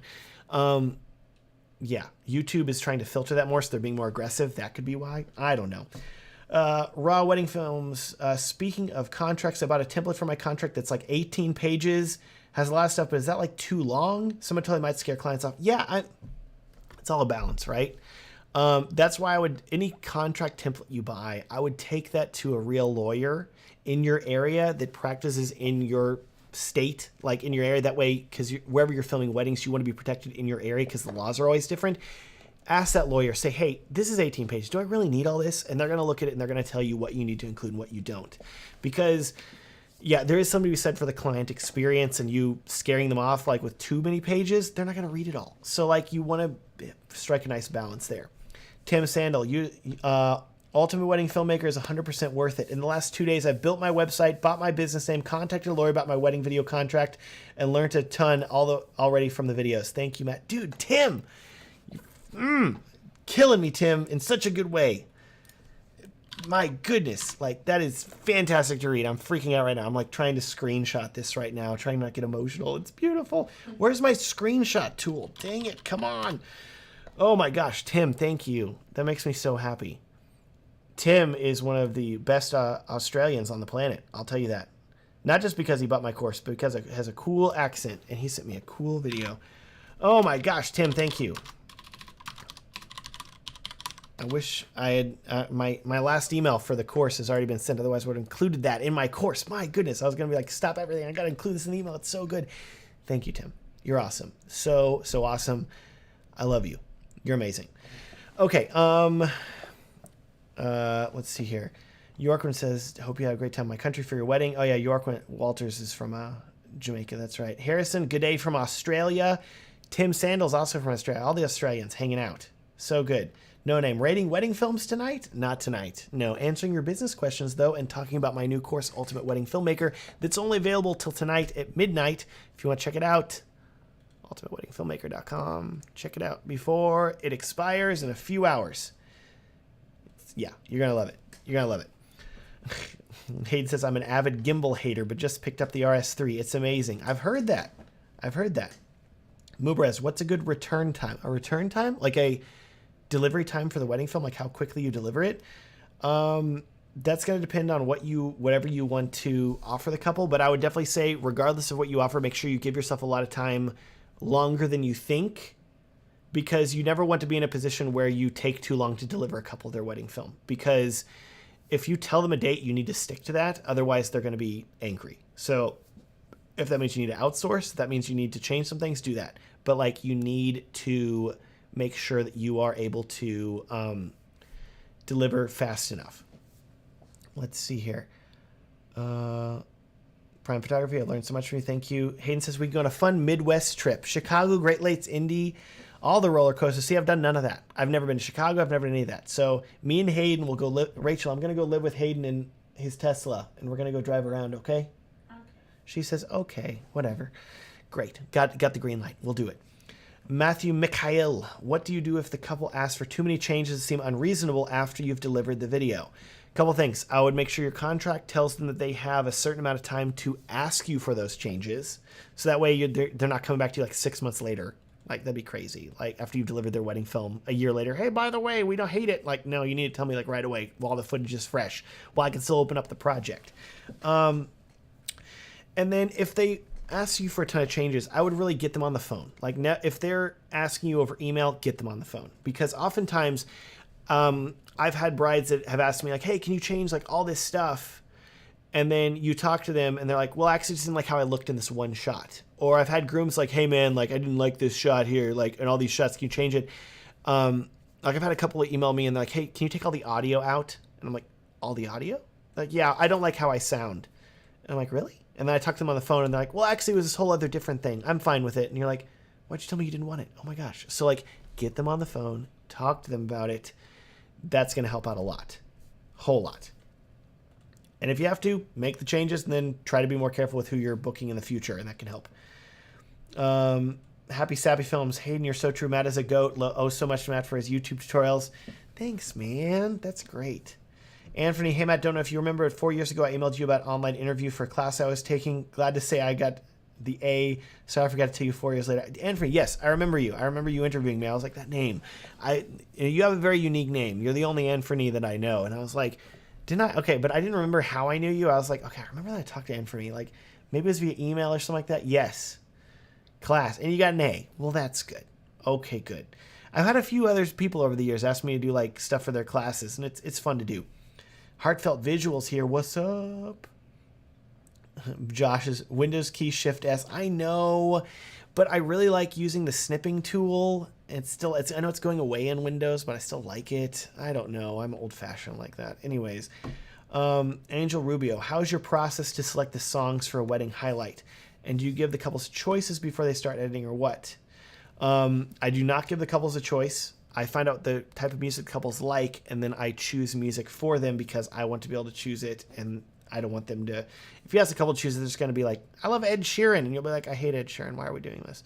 So yeah, by choosing similar music that the couple's going to like in their tone without choosing the exact song, like without them choosing the exact songs, choosing genres and styles of music they like, that's going to help you out a lot and keep you from having to make those changes.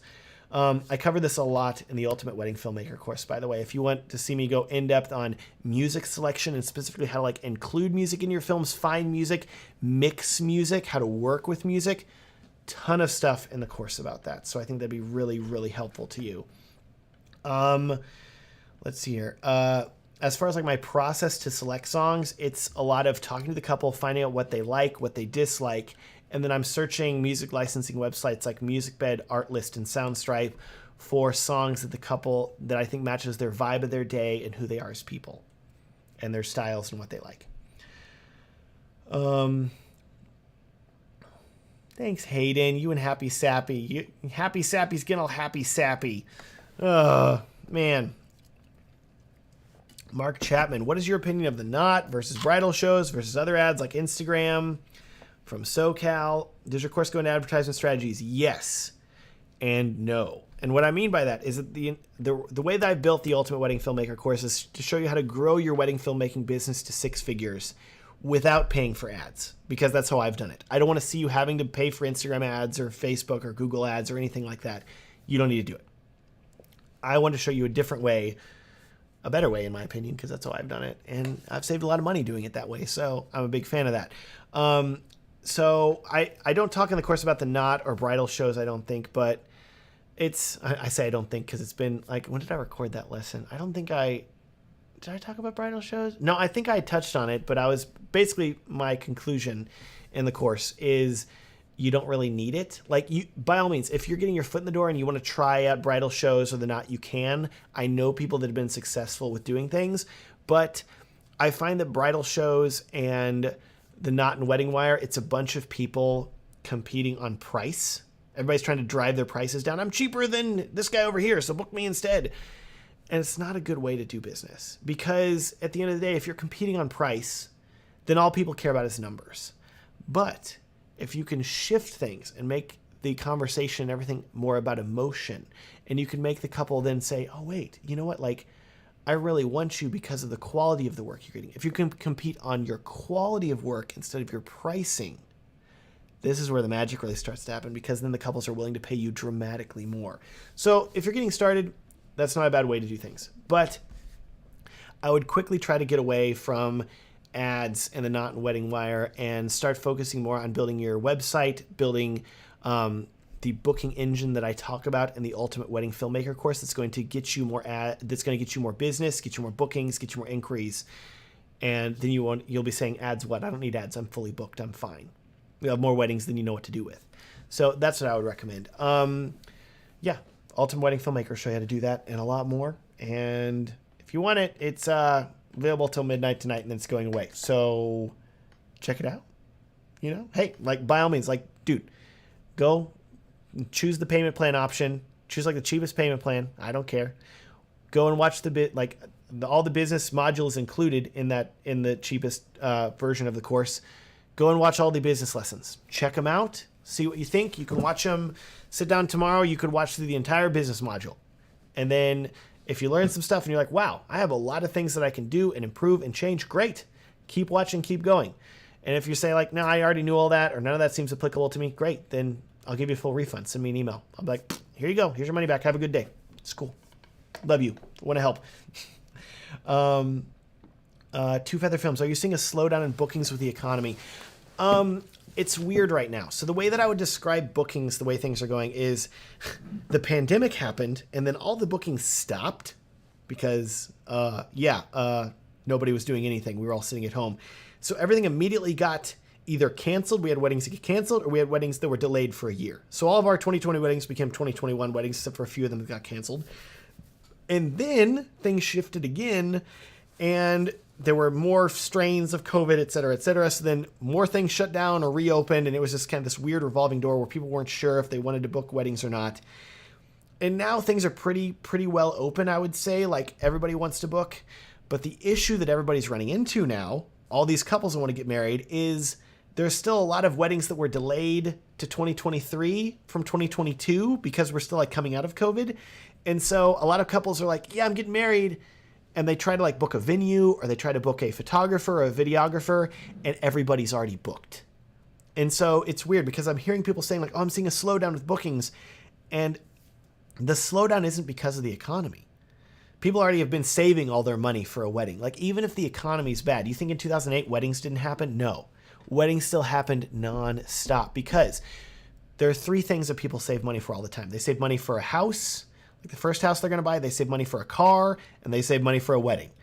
And really, the wedding is like one of the biggest ones. I'm not flipping you off right now, okay? This is the other finger, the ring finger. My point here is that people are always going to save money for weddings, and they're always going to just expect to spend tens of thousands, if not hundreds of thousands of dollars on a wedding. So they're going to do it. And they're just going to, regardless of what the economy is, they're just going to be like, yep, I'm doing it. So you don't have to really worry about that. I always said like weddings are pretty much recession proof.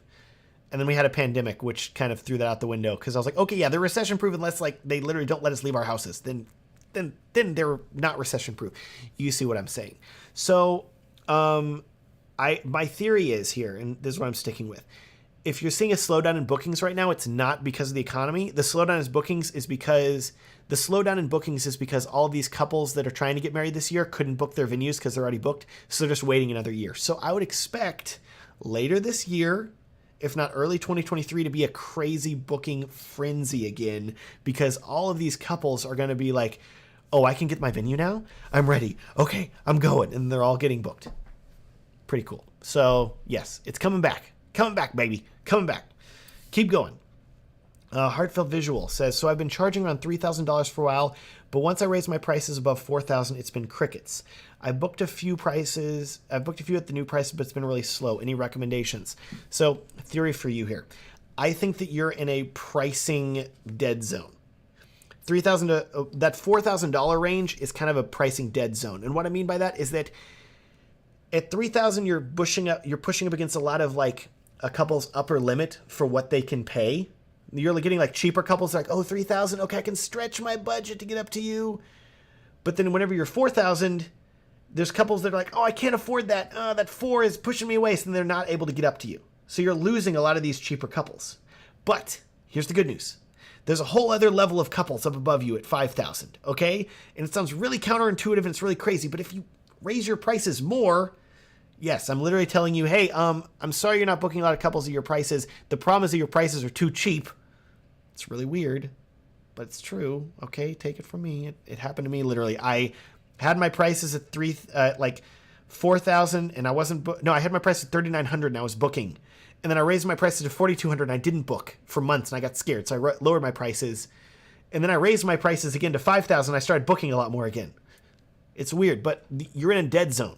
Like, once you reach 5,000 plus, there's a lot of couples that weren't really considering you at cheaper prices because you weren't good enough, according to them, by like their gauge of, oh, they're not charging $5,000, so they must not be good, because that's what people equate with good as the amount that they charge. But trust me, like, try raising your prices even more. I know that's scary and weird, okay? But yeah, I would try it. And like, worst case scenario, just lower your prices again, or look at how you have your packages structured and think about like, okay, how could I structure things differently so I can make more money from other couples, etc. Or try experimenting with like two different package options where you pitch half your couple's $5,000 pricing and half them $3,000 pricing and see what sticks. You know, there's stuff to consider there. So yeah, hope that helps. I talk about this a lot in the Ultimate Wedding Filmmaker course and like figuring out your pricing and stuff like that. So yeah, that may help you too. If you liked me rambling there, but if you want more rambling, but with more visual aids as well, yeah. Jaden Bowles, I have a client that has failed to send me their final payment. What do you recommend I do? Continue asking them for it and accept the fact that they may never pay you. And in the future, make sure that your clients all pay you before the wedding day moving forward. Get that full payment for that wedding day. That's a way to guarantee it doesn't happen. Trust me. And especially before you send them the final film. Because, yeah, I have literally had that happen before where a couple like did not pay me. And they were like, hey, sorry, we had a kid and we had a house. And I'm like, it's been years. Still never got that full payment. And they're like, sorry. Just don't worry about it then. You know, like, take it as a lesson that you needed to learn. That you gotta make sure that you're getting paid early. Whew. Brandon Rains, do you recommend having separate websites and socials for wedding video and other commercial work? Yes, definitely. Commercial clients don't want to see wedding videos, and wedding people don't want to see corporate and commercial videos. Separate those things out, and then you can charge more accordingly. Sean Franklin, what sort of budgeting tips can you give? How do you set aside money for gear versus paying for other expenses, etc., etc.? So I'm a really, really big fan. I would recommend reading this book, I Will Teach You to Be Rich by Ramit Sethi.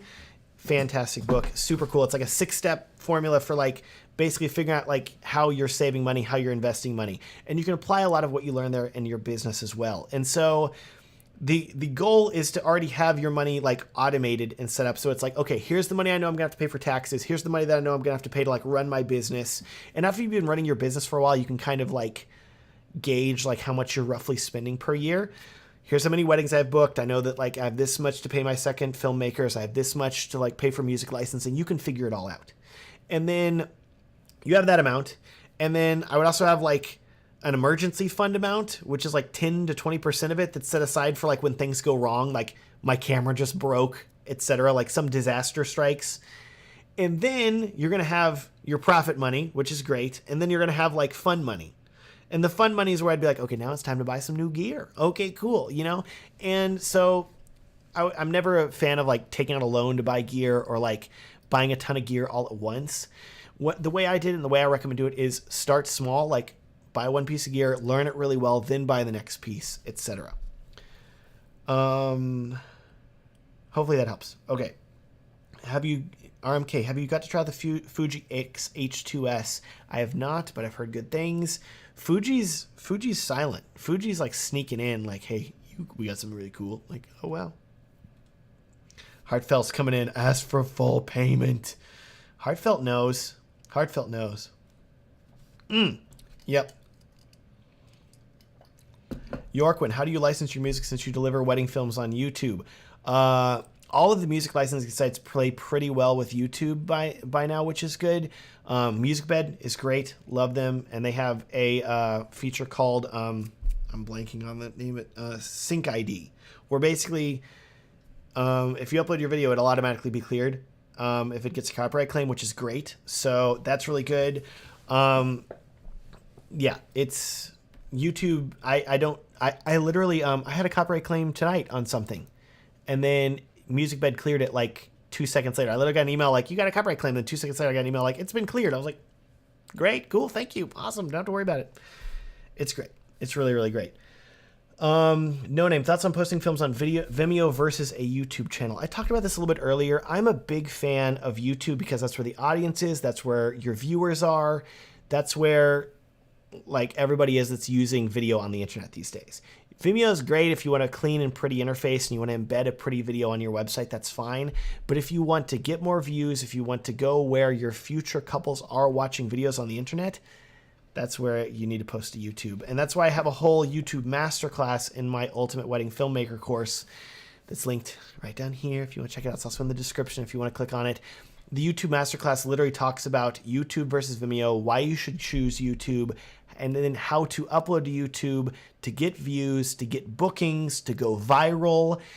And it's all for wedding filmmakers. So it's all tailored to you as a wedding filmmaker. It's not just a general like YouTube class that you would see on the internet, like post every day a random vlog and you'll get famous. No, this is like, are you a wedding filmmaker? Do you want your wedding films to stand out on YouTube? Do you want to see success on YouTube with your weddings?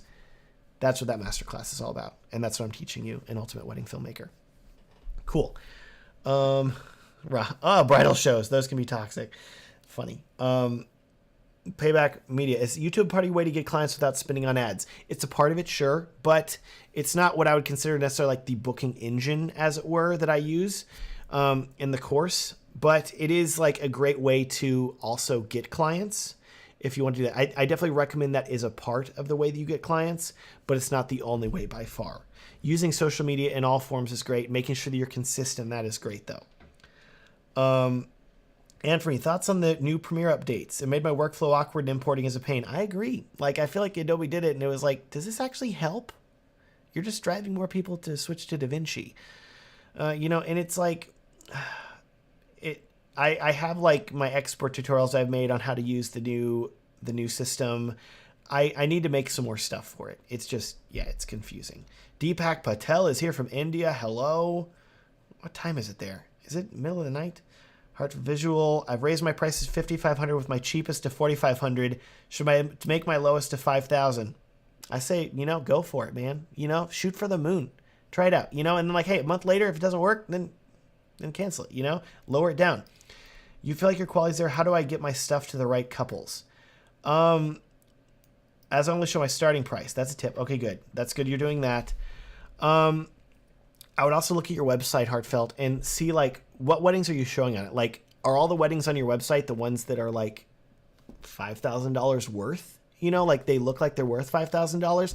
I realize that's subjective, but like if you got some stinkers on your website, you know, that you're like posted a long time ago, and I don't mean to say like, oh, they're bad videos from a while ago, but like if you have videos that you're like, man, that was a few years ago and I've upgraded some things and like I'm way better. Maybe don't have those on the website then. You know, that can help. Anything like that. And then, yeah, I think that's good. Pitch films. Matt, 2 hours of free advice. Hanging out here, you know. I got time. I got this course. Ultimate Wedding Filmmaker. It closes in 5 hours now? 4.5 hours? Yeah. Card close. I'm not going to be live streaming for that long. I would die. I'm already getting like dehydrated here. But, yeah, here to help out for a while. Here to talk. That's what I'm here to do. Let's see here. Glad y'all are helpful. Cody Shuck, what are your thoughts on rebranding? Ooh, rebranding. I think it's great as long as you do it smartly and as long as it's like an upgrade. Because I've seen people rebrand, and you see brands do it all the time, and they like rebrand or they change their logo or they change their name, and you're like, this is worse than it was before. Like, why'd you do that? You know? And granted, hey, your wedding videography business may not be as big as some other mega company, but it was like, what was it? IHOP did like IHOB, and they're like, we're the International House of Burgers now. And you're like, stop it. No, don't do that. This is dumb. Turned out to be a whole marketing ploy anyways, but it was still just kind of annoying. So yeah, I think rebranding's fine as long as you're like, have a clear improvement. Otherwise, it's like, why are you doing it? I don't know. There's other things you could probably work on. Sean Franklin. Somebody on the YouTube Masterclass part of your course. Do you get most of your bookings from YouTube? Personally, yes, I get most of my bookings from YouTube. That said, though, it's not necessarily like only YouTube or anything like that. But I will tell you that if you do the things that I show you in the YouTube Masterclass, and if you work on the things I show you specifically in the, let me find the sales section for it here so I can show you here and all. Is specifically follow the things I recommend in showing you how to go viral in the right way and get views and bookings in the right way and how to upload and structure your videos in the right way. Like, it's going to be super, super helpful to you. And it's going to like blow your mind because you're like, oh, like I've been like, it's funny because I've talked to people about these things and they're like, I was doing YouTube all wrong. I'm like, yes, you were. It's okay though. You can change now, you know? Cause let me see here. We'll do, okay, I'm going to do some snooping here while we're at it here. Let's see here. YouTube, let's see. I'm searching over here on this other, let's see here. Page, Sean Franklin. Let's see here. Sean, do you have, okay, I got to find you on YouTube here. Do you have a channel? I'm going to look at your YouTube channel here. Okay, there we are. 19 subscribers, 4 videos. Okay, I found Sean. Okay, do you have any wedding videos here? Okay, let's see. The dance floor is lit. Canon R6. We're creeping. I'm not going to play the audio here. I don't actually play this video here. Okay, so I'm looking here. We're just looking here. We're just creeping. Don't mind me here. But this is Sean's YouTube channel here. You know, hey, you wanted personal critiques. You're getting them here. So here's his page. I will tell you now, I'm not going to tell you everything I see here, but I'm already seeing things that you could significantly change in your titling, in your description, in your, like, so many things that you are doing on YouTube right now that you could change and improve. So many things. Like, yeah. I literally think you could literally, like, if you just bought this course just for the YouTube masterclass, you'd be like, oh, I could do all these things and it'd be better. Yes. So how's that for selling you on it? Showing you your page and telling you things you could do. Hilarious. Oh man. No names like, I feel like YouTube's the spot. YouTube is the spot. Yes. Alberto's like, I didn't know asking for wedding revisions was a thing. It happens, but not often. Studio IK, Matt, why don't you consider giving some deals for your LUTs on Black Friday? I've thought about it. That's a long ways away. That's all the way till November, though. And, like, I don't know. I feel like the LUTs, they're not a bad... I don't think they're necessarily, like, a bad price right now. I feel like they're pretty competitive. But also, it's something where a lot of YouTube filmmakers, especially, like, their LUTs are really cheap. They're like, it's $20. And I'm like goes back to, like, I want to be, like, premium. You know, like, do I want to, like I want to give you guys a ton of free value here. I'm doing this thing for 2 hours. But also, like, if I'm going to sell you something, I really want to believe in it and be like, no, this is completely worth it. You need to buy this. It's going to change your life. And so I stand by that with, like, my LUTs and the presets and the colors. And so that's why I'm charging what I am for that and for the Ultimate Wedding Filmmaker course, because I really do believe that this is going to change your life and change your videos for the better. So yeah, I'm not saying I'm not going to do discounts, but yeah. Cody says, can we upgrade our course choice post-purchase if you've just sold me on it? Man, Cody, look at me doing that there for you. Yes. I can do something for you on the back end. Send me an email, Cody. Let me know what you want to do, and I can work some magic on the back end for you, and we can figure something out, okay? Cool. No name. Any advice for how to ask for a raise for the wedding film company I work for? Ooh, that's interesting. So I would first of all ask, like, what you're charging, like what you're doing and the work you're doing. But I would also be like, okay, are you filming or are you editing? Because I would honestly, if you're only filming, then I would be like, ask them, like, I would ask to, like, see the wedding films. Because whenever I was working with second filmmakers back in the day that I was training, I would literally, like, sit down with them and tell them feedback on, like, here's the things that you can improve, here's things you need to change, here's things you need to work on. And what's cool is that they did not know a lot of that stuff because they were only filming. They didn't get to, like, see the editing process. And so I would sit down with your wedding film company that you're working for and say, like, hey, show me where I'm sucking, show me where I can improve. And then if you can improve your work that you're giving them, then you can go to them and say, like, hey, look at all this extra value I'm giving you. Look at all the extra better shots I'm getting you. I want to be paid more. And they'll be like, okay, cool. And I think that can help out. Lux Filmography, Final Cut Pro, better than all.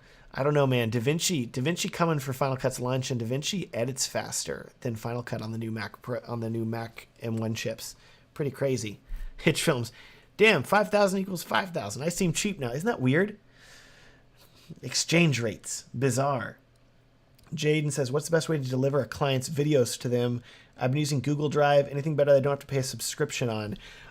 You have other options. There's EasyFlix, EazyFlicks, for example. They're a company that you can, like, do delivery. I think, is it them that you pay, like, per project? I think it's them, or it's either them or VidFlow. I don't remember. One of those two. Check those out. Hayden says, I need to rebrand for corporate work. Been using the same name for weddings and commercial.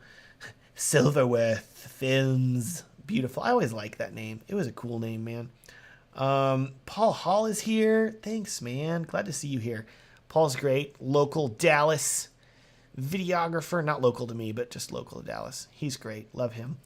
DWV Films. How many wedding films a year do you do? And what's the reasonable plan to shoot? We shot 75 last year across 2 teams. Wow. Okay. I already answered this question earlier, and in short, to summarize, COVID screwed things up and we're having a baby, so we're not doing a ton right now. But 75 last year across 2 teams.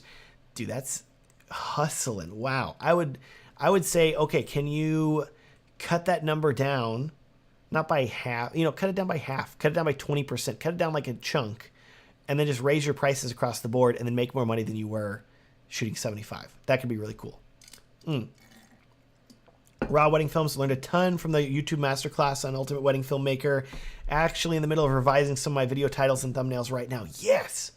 Love to hear that. Thank you. That is amazing. Love it, love it, love it. So, there you go. There's another pitch for the course here. Like, I'm pitching the whole Ultimate Wedding Filmmaker course, but literally a part of it is the YouTube masterclass, which I know a lot about.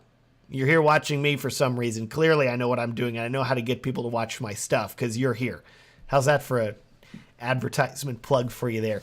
It's like those billboards you see, and they're like, does advertising work? Just did, because you read it, and you're like, whatever. But then you're like, I'm reading that sign, dang it.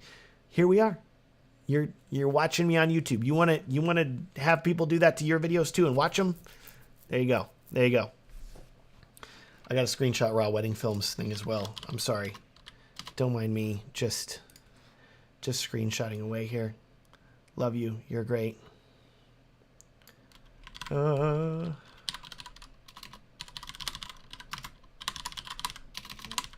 it, love it, love it. Let's see here. Hitch Films, you right, Matt. Your experience to newbies is worth $. I hope so. I'm trying to help, man. I want this stuff to help. Angel Rubio, is it viable or is it bad to give out your business card to wedding guests and people? Let's say in a break or lunch at a wedding, or is it better not to? I would say if you're talking to like some wedding guests and they're like, oh, hey, you film weddings too? We're getting married? Yeah, give me your card. That's great. If you're like walking up to people like, are you getting married too? Can I film your wedding? Like, I wouldn't do that. You don't want to be weird. Yeah, I don't think it's a bad thing. Just be careful about it. Alberto Mendoza, I've been watching you for years. Your BTS helped me tons. Thank you. Think Different podcast, videographer from Central New Jersey here. What's up? I've never been in New Jersey. I've been in New York City. Never made it to New Jersey. It's right there. It's right to the side. Didn't make it. Let's see here. Or was it that way? It's that way. I was doing my head the wrong way because it's mirrored. Anyways, Hitch Films, congrats on the baby. Thank you. Think Different podcast says I bought the A7S III thanks to your review. Awesome, dude. It's such a good camera. I'm using it right now for this live stream. Clearly, I love it. Far Meow, is there any micro tips that you'll always seem to use in every cinematic video? Micro tips. That's an interesting way of putting things here and all. I covered this in, where did I cover this? I covered this in some, was it a video I did recently? I don't remember. Basically, my recommendation to you is to film, micro tip here for you. Try to aim for the Goldilocks zone in filming. And what I mean by that is don't film clips that are too short and don't film that are too long. Some people, like I had this deal with a second shooter that was only filming like 2-second clips. And I'm like, I need longer clips. But outside another second filmmaker that was filming clips that were like 2 minutes long. Middle ground, 10-second long clips. Do that. Don't do too long, don't do too short. It'll help out a lot. Good Day Australia, who also said good day in their message, keeping on brand. I admire that. Just logged on, awesome stuff. Thank you. DWV Films, thanks, that's the plan. Starting a second high-end brand to shoot for the 5K plus market. At the moment, we average 2,800, but only have about 4 high-end weddings a year. Okay, yeah, I think for you, breaking in like to the high-end market, dude, because 2,800 times 75, like, hey, that's still good money. Like, that's a lot of weddings. But if you have like a 2-person team and all that, 5K would be really nice. Almost doubling your income. Yeah, that'd be really nice. Really, really nice. Hitch Films, will you ever switch back to Panasonic? Probably not. Not until Panasonic gets their like autofocus stuff sorted. And it's funny because like they come out with a new camera every time and they're like, we're not doing phase detect autofocus, but we improved it, and people are still like, yeah, it's still hunting. And it's just like, guys, like you had the opportunity, because like I was a manual focus guy till like 2 years ago. I was always doing manual everything, and now I'm doing a lot of autofocus. They lost their chance. Like if they did it, I might have switched to Panasonic. It was literally like if the S1H had better autofocus, might have switched. I say that, but also Rachel was very like Rachel films with me, and so if I buy a new camera system, I also have to teach Rachel. I taught her on Sony, and so switching is kind of a, hey, sweetie, love you. I need you to change the entire way you do things. Like, ugh. crap. Okay. Oh, man. Mindsoul Production. Amazing what you're doing. I'm from Quebec, Canada. Really follow you since 4 years ago. I really like filming weddings. Thank you. I'm so glad I've been able to help you. That's great. There's a lot of Canadians in the chat tonight. That's great. I love Canada. Haven't been there. York and Walters, thoughts on what to wear while filming? Dry fit. At least here in Texas, it's very hot, so I wear a lot of breathable clothing. Breathable shirts, breathable pants, breathable underwear. I kid you not, everything breathable. Okay, baby? You want that breeze just flowing through you down here because it's so hot outside. Highly recommend. Rachel, will you get me more water? Yeah, babe. Thank you. Oh, man. Okay, Joey Vigors. I just filmed my first vow renewal, having trouble picking a beginning for the edit. Interesting. Do you have any audio or any moments that either introduce the couple where somebody says like something about them, or they're saying something in their vows, like talks about them as people that would kind of like introduce the audience to them? Or do you have just like some really cool shots, like really, really big name, like really, really cool shots? You're just like, wow, this is an amazing shot. Start with that. Like just grab people's attention from the start. And that can be really good. Abinab shot. My wedding video business is under my name. It's an Egyptian name. I know it can look weird. I want to change it, but I love my current logo. Learned how important business name is from the course. Abinab, I'm so glad you're here, man. That's great. It's tough, right? It's like you got. I remember your logo. It's a good logo, right? So it's like, oh man, how do I like? What do I do? Yeah, it's a balance there. But I don't know. I think you'll figure it out. Jim Capel, been doing this for years, maxed out around 3.5K per. I shoot 50 plus for other studios and need that secret sauce for my own brand. Sell me, bro. Wow, dude, 50 plus for other studios. That's a lot of work. My goodness. My pitch to you is simple. What if you could film half the amount of weddings but get paid the same amount of money or more? That'd be awesome, right? Wow. Because like, dude, 50 weddings. Like, okay, my max that I ever did, I think it was 30 something. Might have been 40 something. I don't know, like 30 something easily, like with second shooting and like me filming weddings. Dude, it is exhausting. And it is, Jim, you're not getting any younger. Neither am I. I'm 35. I feel it. I wake up. I had to start working out recently. I had to start eating healthier. My doctor's like, you eat like a 15-year-old. And if any of you have seen my Instagram stories, you know what they're talking about. So I was like, yeah, okay. I guess I'll start being healthier. But like, dude, you got to be in like physical form for weddings. It is exhausting. Like with Rachel being pregnant, that's why we're not doing a ton of weddings right now. Cause like she's kind of out of commission with a baby on the way. So yeah, it's like, if you want less, that's really good. Let's see here. So Jim, anyways, back to you here. I would say that should hopefully help. But if you want like, for your own specific brand, if you're wanting to learn how to build your specific brand well, not only on YouTube with the YouTube Masterclass, but also how to build and optimize your website and get that working really, really well for you in your business. And if you're wanting to learn how to raise your prices and keep raising your prices, etc., all of this is going to be super, super helpful to you. I really think the Ultimate Wedding Filmmaker course is going to help you out a ton. And like I said, like you said, you've been already doing this for years. So, hey, like I've already had people that have emailed me and they're like, hey, like I've already done other stuff. I feel like I know a lot of things. Is the course still for me? And I say, I don't know exactly where you're at, so I'm not going to know your exact skill level here. But that's why I put in a 60-day return policy. That's why it's a no questions asked thing, because I don't know exactly where you're at. But that's what's great about the course. You can literally sign up and you have 2 months to sit down. You can watch the business lessons easily in 2 months, right? Like you can watch that. And so if those help you and you're like, wow, okay, I've learned a lot of things that are going to help my business, great. But at the same time, if I'm teaching stuff and you're like, oh, Matt, I already knew a lot of this stuff. I've already made a lot of these mistakes already myself and already fixed them, then that's fine. I'll give you a full refund. Like I'm happy to do it because I want this stuff to help you. And if it helps you, great. And if it doesn't, then I don't want your money. Why would I want your money? Like it's just me just taking your money. I don't want to take your money. I want to help you. Cool. Jamal Haynes from Barbados. Hey. Lux Filmography just switched to the A7S3. Yep. AF is next level. Walters is saying, branding and branded shirts. Yeah, I don't really do branded shirts. I'm a big fan of blending in on the wedding day and not being like super aware. Like I don't want people to know I'm a vendor.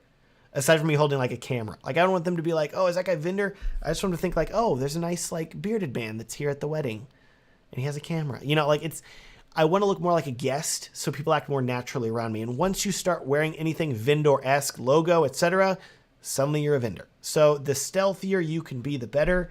Makes people act more natural. That's why I don't do that. Delaney's like, there is a what to wear on a wedding day section in the course. Yes, there is. Thank you for that, Delaney, to the rescue here. Yeah, if you want to buy Ultimate Wedding Filmmaker, there's literally a lesson about what to wear, because I got, like, the reason I include that lesson is that I've seen this trend. I literally saw today there's some guys on YouTube, I'm not going to say who they were, but they were filming a wedding in t-shirts. And I was like, what are you guys doing? Come on now. Like, and I get it, they're like YouTubers. They're not like real wedding filmmakers, but I see them affecting a lot of younger people. And I've seen weddings, and I have friends of mine that send me photos from weddings where there's people that are like wearing baseball caps and jeans to film a wedding. And I'm like, or photograph a wedding. And I'm like, bro, what are you doing? Like, I get it. That's like your style and it's cool, but it's still a wedding. Like, maybe I'm the old fashioned old man yelling at a cloud, like, dress better, but if it's bothering me, I guarantee you it's bothering a lot of people, and it may be bothering a lot of your future clients. If you want to book more weddings, you got to look the part. And a lot of the course is about building your brand and building a brand that will stand the test of time, that will survive everything that's going on, and also that will thrive and will really enable you to make a lot of money. So yeah. Cool. Dress nicely. That's what I'm saying here. You don't have to dress super nicely because you don't want to be overdressed. I know people wear like a tux. Don't wear a tux. But dress nicely. Mike Mage, shooting my first wedding on Tuesday. Any last minute tips? What am I definitely forgetting? What are you definitely forgetting? Pack snacks. It's big. Wear comfortable shoes. Do you have a schedule from the couple yet, or the planner? Get the schedule. Save the schedule to your phone. Before you save the schedule, though, like, download it and then take out anything that's meaningless to you. So it's like makeup is happening at, like, here's the company. Doesn't matter. Like, delete all the stuff that doesn't matter. Like, florist is arriving at this point. Who cares? Delete all that stuff so you have, like, a concise wedding videography day schedule. That's going to take the schedule from, like, 10 pages to, like, 1. Save that to your phone. There's your critical points where you need to be aware of on the day. That's going to help you out a ton because weddings can be very overwhelming. It's very difficult to know where to be at. So having your own customized schedule is going to help you out a lot with that. DWV Films, side question. Anyone updated the 2.10 firmware for the A7S3? I don't know if I did that yet either. I did the FX3 2.0 update's sweet, but I haven't done that. Tristan Wood, can your course help me get forklift certified? So if you use the coupon code forklift in the purchase, that's going to also include for you the free forklift certification course. It's secret. It's just me on a forklift yelling at you to learn it. Get over here and drive this thing. And it's kind of like disappointed dad, like, get over here and drive this thing. Come on, son. Like, that's literally it for me for 30 minutes if you want that. Yeah, that's the forklift certification section of the course. Can I tell you, actually, like, side note here, I've actually driven a forklift before, like, legitimately 100%. I interned for AT&T for a summer, and one of the weird summer perks of the job is I got to, like, tour different parts, and there was a, like, warehouse, and they had a forklift, and I begged the supervisor lady the entire day to let me drive the forklift, and she finally let me drive it, and she let me move some cinder blocks, and it was the coolest thing ever. Forklifts, man, telling you. Okay, like, I may not be fully certified, but I've driven one. Okay, so take that what you will. If you want to sign up for the Ultimate Wedding Filmmaker course, it is being taught by a forklift driver at one time. Cool. Anthony Reyes, what SD card do you use when filming in 4K? If you want to film in 4K 24 or 30 frames per second or up to 60 frames per second, 4K up to 60 frames per second on the A7S3, use a V30 card. If you want 4K at 120 frames per second, use a V90 memory card. Just buy a lot of V90 cards and you'll be able to get pretty good for everything. Darius Gian? Hey, from Australia, I'm a 13-year-old filmmaker that loves your videos. Just bought the A7 IV and hope to get into weddings. Dude, Darius, your whole life is ahead of you. I hope you're aware of that. I want to, like, grab you and shake you and be like, Darius, your whole life's ahead of you. You got it all ahead of you, okay? Like, I wish I was 13 again. Okay, probably not. I was pretty awkward at 13. But, like, dude, you're already doing this and you already got a camera and you're already learning this stuff. Bro, you are going to be a force to be reckoned with in 10 years. Like, in 10 years, you could be making tens of thousands of dollars every month filming weddings. Like, it's crazy for you. Like, yeah, you gotta, like, you just gotta get your foot in the door. Okay, you got people to trust you with your age, but like, the cool thing is that with weddings, people don't really understand weddings, and if you're a young person, they just kind of assume like you know better, and they're like, wow, this guy's young, but he really knows what he's doing. And it's like, wow. So do it, man. Do it. Wow, that's fantastic. You're gonna do great. I love Australia. Australians are so cool. And you got great weddings down there too. Anyways, Alberto Mendoza, shoe recommendations. I wear sorted dress shoes. My feet are killing me. Two thoughts here. I wear Allbirds because they're just like comfy. That's like my all day shoe. And I have like get a black pair to wear for weddings. It's like, you know, it's comfy, but it's a little understated. If you want something that's higher fashion that looks good while also being very comfortable, Cole Haan, Colehaan brand of shoes, highly recommended. I know so many filmmakers that wear those and photographers that wear them because they're just super comfy and they look super stylish, and so you can look cool and they won't kill your feet. So yeah, hopefully that'll be helpful here. Mike, don't forget to wear a hand towel. That's funny. Tristan Wood says, took your pricing course a while back and it was great. Thanks, Tristan. I'm so glad you enjoyed it, man. It's like, I don't know.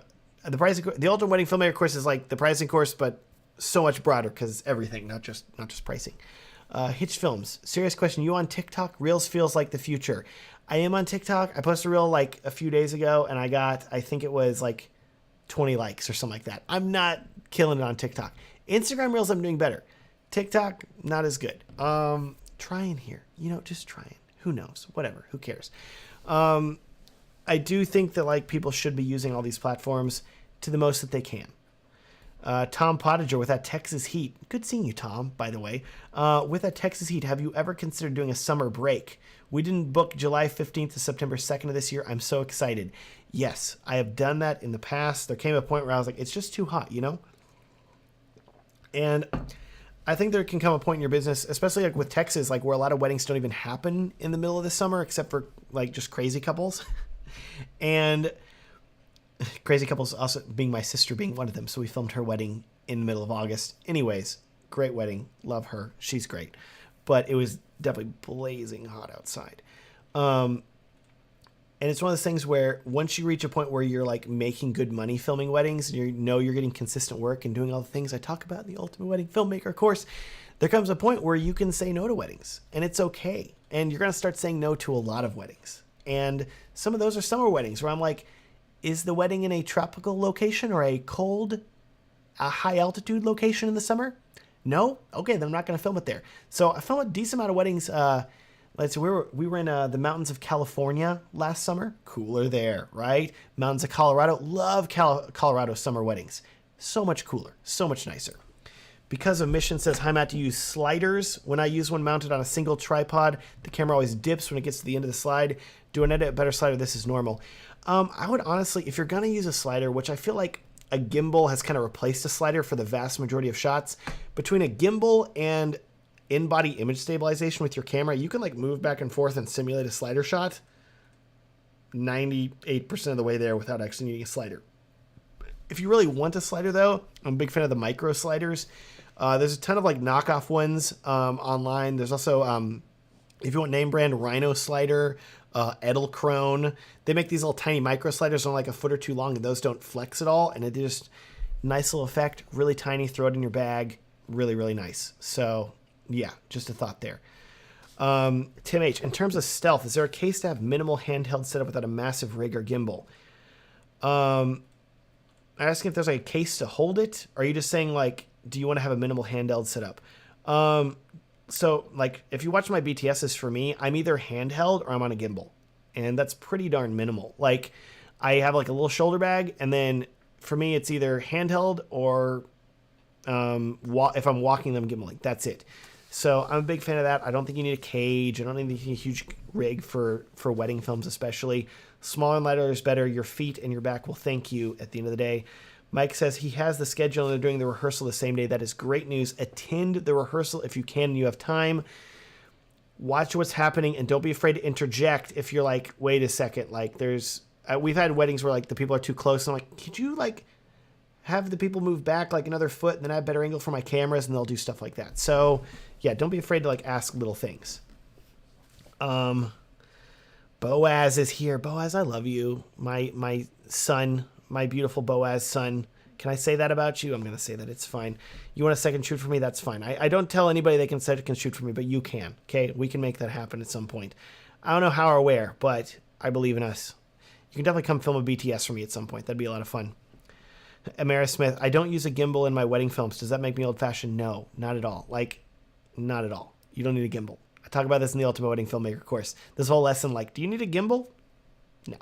Like, gimbals are nice, don't get me wrong, but I would so much rather you focus on composition, good shots, lighting, audio, focus on all that stuff, and then after all that, be like, okay, now I'll get a gimbal. That's fine. Do that. Buddy G says, yeah, V90 cards are expensive. Yes, they are.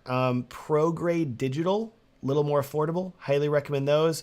Or do V30 cards and shoot 4K 60 and live your life and be happy. Good way to save some money there. Darius is in Sydney. Dude, I love Sydney. That's some amazing pancakes in Sydney. Daniel Kloss, your videos helped me tremendously. Thanks. Dude, thank you, Daniel. I'm so glad. That's awesome. Oh, my sister's here saying I'm talking smack about her wedding. I was, because it was hot. It was very sweaty. You know, we had 2 weddings in the heat. My sister had 2 weddings, both in August. To the same groom. Don't worry, it wasn't weird like that. I'm going to just leave it very confusing. My sister had 2 weddings. What? One year after the other. What happened? I'm not going to tell you. Raw Wedding Films. I shoot a lot of weddings where bride and groom prep happened at the same time on the schedule. Trying to move away from just sending a second shooter. Would like to try to be there too. Any thoughts? Yes. Talk to the couple about what they're prepping for and when they're getting ready, and ask the groom if you can go film him get ready early, even if he just fakes it. Do it. We do it all the time. Like, hey, man, can we, what time are you getting ready? Oh, you're getting ready at 11 when the bride's getting ready. Hey, can you just get ready at 10? Can we just come over to like your hotel you're going to be chilling at anyways, doing nothing? Because the groom's never doing anything in the morning. Like, what in 10 he'll be doing something? Normally, he's sitting there, they're watching football, they're playing video games. Like, you show up, hey man, can you stand in this corner, throw some outfits on, great, read your letter, awesome, see you later, peace out. You're done in 20 minutes, you get great footage, and then you can go focus on the bride the rest of the day all the way till the ceremony. So easy. Love doing it that way. Hayden says a cinema rig setup is my absolute favorite. I think it's worth it. Balanced weight goes a long way. Hayden knows. Okay, Hayden's, you're not on the, are you still on the Zcam? Are you, because I saw you posting about the Sony stuff. I don't remember. Anyways, hey, if you do a cinema rig setup, that's great. I will tell you guys, by the way, plug for Hayden here. Hayden's trying to sell this anamorphic 40mm, I think it's a Vazen prime lens. If I was on, I think it's micro 4/3 mount, I'm telling you, if I was on it, I would buy it. Because he keeps dropping the price. And if you want to get into anamorphic shooting and micro 4/3, dude, buy Hayden's lens. He's offering for a really good deal now. And I'm like, if I own micro 4/3, I would definitely buy that because that's cool. Man, Hitch Films, great live stream, Brill advice. Anyone 50-50 on this should book. You learn multiples of what you spend over time. Also, Matt, the stash needs a little trim. Thanks, man. I know. It's like laziness here. It's all pure laziness. Anyways, yeah, if you guys want to check out Ultimate Wedding Filmmaker, listen to Hitch Films, okay? Anyway, if you're thinking about it, if you're on the fence at all about Ultimate Wedding Filmmaker, this is, you're literally running out of time to make your decision. There's 4 hours, less than 4 hours left if you want to get it before the cart closes. So if you want to get in on it, if you want to grow your wedding filmmaking business, make a huge step forward, now is the time to do it. Click the link down in the description. Check it out. 60-day return policy. Try out the course. See if you like it. See what you learn. If you hate it, let me know. Give you a full refund. No questions asked. Won't even bug you about it. Just be like, cool, your money's back. Have a good day. Done. Easy. That's what you want, right? Nobody likes like calling like the cable company. Hey, I need to cancel my service. Why are you canceling? No, I'm not going to do that to you because I have other stuff to do. I don't care. See you later. You know, it's cool. Want to save you time. Okay. Let's see here. Jonathan Aguirre, what are the best budget lights for receptions? $500, $600 for a pair of lights. Aperture 60X and an Aperture AL-F7. That's like $500 right there, if that. Fantastic. Do it. So good. Michael Allen, love your YouTube videos. I'm going to shoot my first wedding with my girlfriend in 2 weeks. We're both using A7S III cameras. Your videos help me improve in filming and editing. Want to thank you. Dude, awesome. I'm so glad. That's really, really great. Do it. Film that amazing wedding. And if you want, yeah, you might like the Ultimate Wedding Filmmaker course. That'd get you guys up to speed very quickly in 2 weeks. You could watch a lot of the course in 2 weeks, would blow your couple's mind. And then, hey, you know, it's like if you don't like it or if you didn't learn, you can always just get a refund. It's cool. You can do that. Like, I know I had a friend that used to do that whenever we would film weddings. And not with my course, but like with, he would go to Best Buy. And it was my roommate actually in college. He would, if he had like a video shoot or something like that, he would go to Best Buy and just buy a camera and then use it and then just return it. And this was before Best Buy had like their restocking fees and all this sort of stuff. So he did it so much. We would buy a camera lens, use it, and then return it that he eventually got blacklisted from Best Buy. And if they tried to run his credit card, they'd be like, "Oh no, we can't run your credit card. You return too much stuff." So I remember that he had to start using his mom's credit card to start getting refunds for stuff. Like, that's some next level stuff there. Okay, I'm not saying you need to do that, but what I am saying is, like, if you want to abuse me for refunds, yeah, you can do that if you want to learn some stuff. Because I'm betting you're going to buy it and you're like, holy crap, this is amazing. I want to keep this and I'm going to learn a lot. Just saying. Cool. Okay. Let's see here. Ben with the memory card details. Thank you. Nate, Phil, now I only book 2 to 3 weddings a year and I still let my couples pick their music. Is this risky even though my edits are barely getting any views? I still think it's risky. Like, and especially in the future, like, what if YouTube starts taking down your stuff or stuff starts to happen, you know? And on top of that, like, you're letting your couples pick, but I'm guarantee the music they're picking is not the best for the edit. Because couples don't know. They don't understand how to choose music and how to pick good music and what makes a music sound good in a cinematic way. What makes music sound good? They're just choosing songs that make them feel good or that they like. But you, as the editor, you need to take control of that and say, no, let me make you something that you're going to love. I spent a lot of time talking about this in the Ultimate Wedding Filmmaker course. There's a whole lesson talking about how I like choose music, multiple lessons about how I choose music, how I find it, how I mix it in and build it into the story, and how I create something powerful. Like, highly, highly recommend that you choose your own music. It's only going to help you. It's going to take you more time, but it's going to help you. Fulani Sala, hey Matt, I'm looking to start a wedding company and venture into Super 8 16mm look. What are your thoughts on it? And is there a market of people who looks for them? Watch my Super 8mm. I have like a should you film weddings with Super 8 and also a guide for Super 8. I think it's totally worth doing it, and I think that couples will pay for it as long as you pitch it to them and you say like, hey, here's what it is, here's what I can offer you. You'll get couples that want it. It's really cool. So I think that's great. Angel Rubio, do you recommend to do styled shoots to build relationships and portfolio, to gather many vendors? I think it's great. I think it's a great idea, especially if you are having difficulty like finding weddings to book. Like, yeah, do style shoots because everybody wants to do them, and they're all like desperate for work, and they're like, oh, okay, I'll do that, and like it's going to help you build relationships, and you all get to share stuff, and you get to make some cool things. Yeah, I think it's a great idea. Do it. Highly recommend it. Magic Mungia, hello from San Antonio, Texas. Man, you're right down the road from me. What's up? Hey, thinking of selling both Canon R systems, moving to Sony. Unbiased thoughts. Can I really be unbiased? I'm filming on a Sony right now.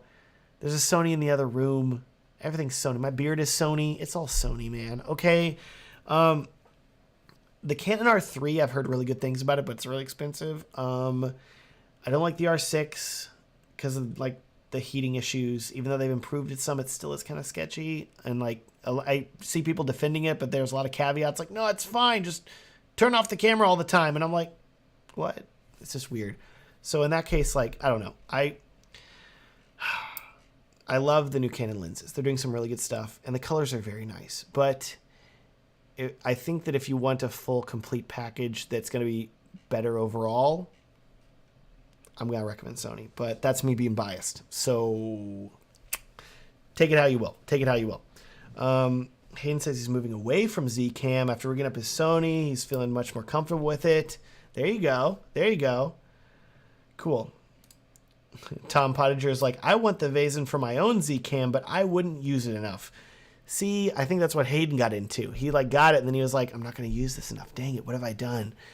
Which, you know, I think that you guys just need to fully commit to anamorphic then. Why are you guys like beating around the bush here? Just go full anamorphic all day, every day.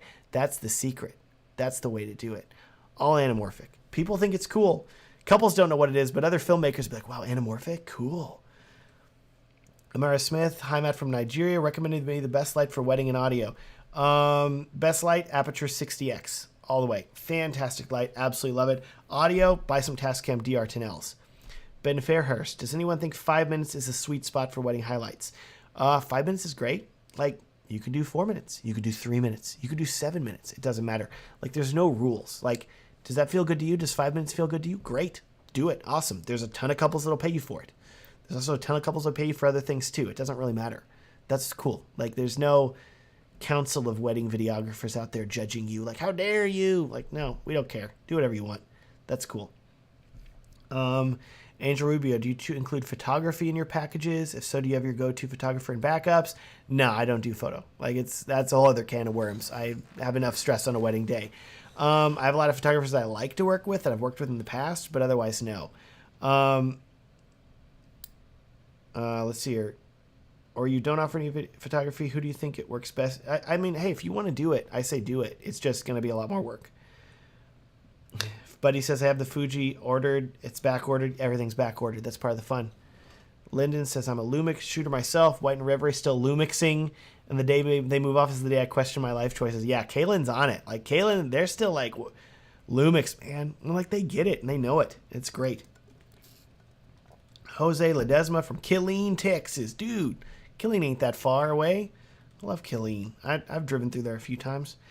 Good to see you. Hope you're staying air conditioned. Did you get some rain today? We almost got some rain today here. It was supposed to rain. It rained like all around us. Like west and east of us. It was rain, not here. It's so annoying. All the Texans care about. Anyways, all Texans want is some rain. Okay, so Jose says, I really want to get into videography. What can I do? Well, if you want to take my Ultimate Wedding Filmmaker course, it's going to give you a really big crash course into everything videography. But if you're talking about just getting your feet wet and like buy a camera, find someone getting married, tell them you'll film their wedding, watch a crap load of my behind the scenes, go film the wedding. That's the cheap way to do it. The free way. Anthony, have you tried Phantom LUTs? No, I have not, but Joel Familaro doing some amazing work. His LUTs, very pretty, and I've heard very, very good things about them. I believe that we have some different philosophies about like exposure levels for S-Log and how we deal with things and do things.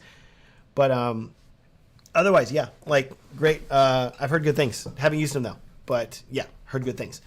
Walters, what about the Canon mirrorless series? Like the RF series? Like, I mean, I owned an R5 for a month and a half, and then I sold it because it was overheating bad. That's what I can tell you about that. Oh, well. Let's see here. Flam Films, Josh is here. Saying Matt's awesome. Josh, we got to hang out. Josh is coming to Austin next week, right? Are we hanging out next weekend? I hope so. I'm already like mentally preparing and physically preparing. I have a section in my stomach that I've now reserved for barbecue with you, and I'm intentionally not going to fill it until we hang out. So that'll be a lot of fun. Fulani Sala, in your opinion, should us as a wedding video company cater to clients once, or should we stick to our style and looks and have clients come to us because of our signature style? I think there's a balance, right? Like there's always a balance in everything. You need to look at what your clients want and say like, okay, what of these are valid things that they're really wanting, and what of them is just the client being kind of crazy? And then you need to also say, okay, here's what I like and what I enjoy and what speaks to me. And if you can give the client something ideally that they want and that you enjoy making, that's the sweet spot. It's whenever the client wants something you don't feel comfortable doing and you do it out of necessity or guilt, that's where things start to go south really quickly. So find the middle ground. Yorkman says he uses the Canon RP. Yeah, I mean, I definitely do think that you could upgrade to like the R6, the R3 if you want to stick with Canon, something like that. Let's see here. Jose says they did get a little bit of rain. More than me. More than me. Hayden says, color your Sony footage with the Z-Log color plugin. I promise it's amazing. I think you sent me, or you told me to do that. You sent me like some random plugin color thing, but I don't know if they worked or not. Anyways, I will listen to you. I'll try it again. Paul Hall, the ultimate question we'd all like to know, are you currently wearing pants? No. I'm wearing shorts. So, yeah. Still clothed for the day. Yeah. Still clothed. Joshua Valdez, hi, I'm Josh from San Antonio. What is all the Texans doing here? It's just all these Texas people that are up with me now. Like, hello, local San Antonio person. Good to see you. Hilarious. So great. So great. Oh, Hayden, you have a video tutorial for it? Why didn't you send it to me? Okay, well, now I'm going to have to go watch Hayden's tutorial for how to use the Zcam plugin. Okay, I'll do that. Alrighty. Okay, with that, how we doing here? We're doing good. Getting close to wrapping up here, guys, because it's 10:15. My bedtime's usually like 10:30. So yeah, course the Ultimate Wedding Filmmaker course closes at 2 a.m. Central Time, 12 a.m. Pacific Time tonight. So you got like 3 hours and 45 minutes. I ain't staying up that long though, because I have a child who wakes up early, and I ain't doing that late, because yeah, that's just gonna be a bad day for me tomorrow if I do that. So yeah, I would just say, if you want to check out the Ultimate Wedding Filmmaker course, and you want to grow your wedding filmmaking business to 6 figures, and you want to start seeing massive improvement in your wedding films, now's the time to do it. Click the link down there at the bottom. Sign up for Ultimate Wedding Filmmaker. It's currently 25% off. I'm not planning on making it this cheap again, I'll tell you that. So if you want it, now's the time to do it. Okay? Cool. All right. Click link in the description. UltimateWeddingFilmmaker.com. JR Lee Radio, just stopping by to say, love your content, regularly tuning into your channel. Big thank you from Taiwan. Dude, thank you. That's so great. So glad to be able to help you. I want to go to Taiwan someday. Like, I want to go to Japan. I want to go to Taiwan. I want to go to the Philippines. I want to go to Thailand. I've never been to Asia. I want to hit all of Asia. That'd be amazing. Not all at once, but you know what I'm saying. Like, there's so many places.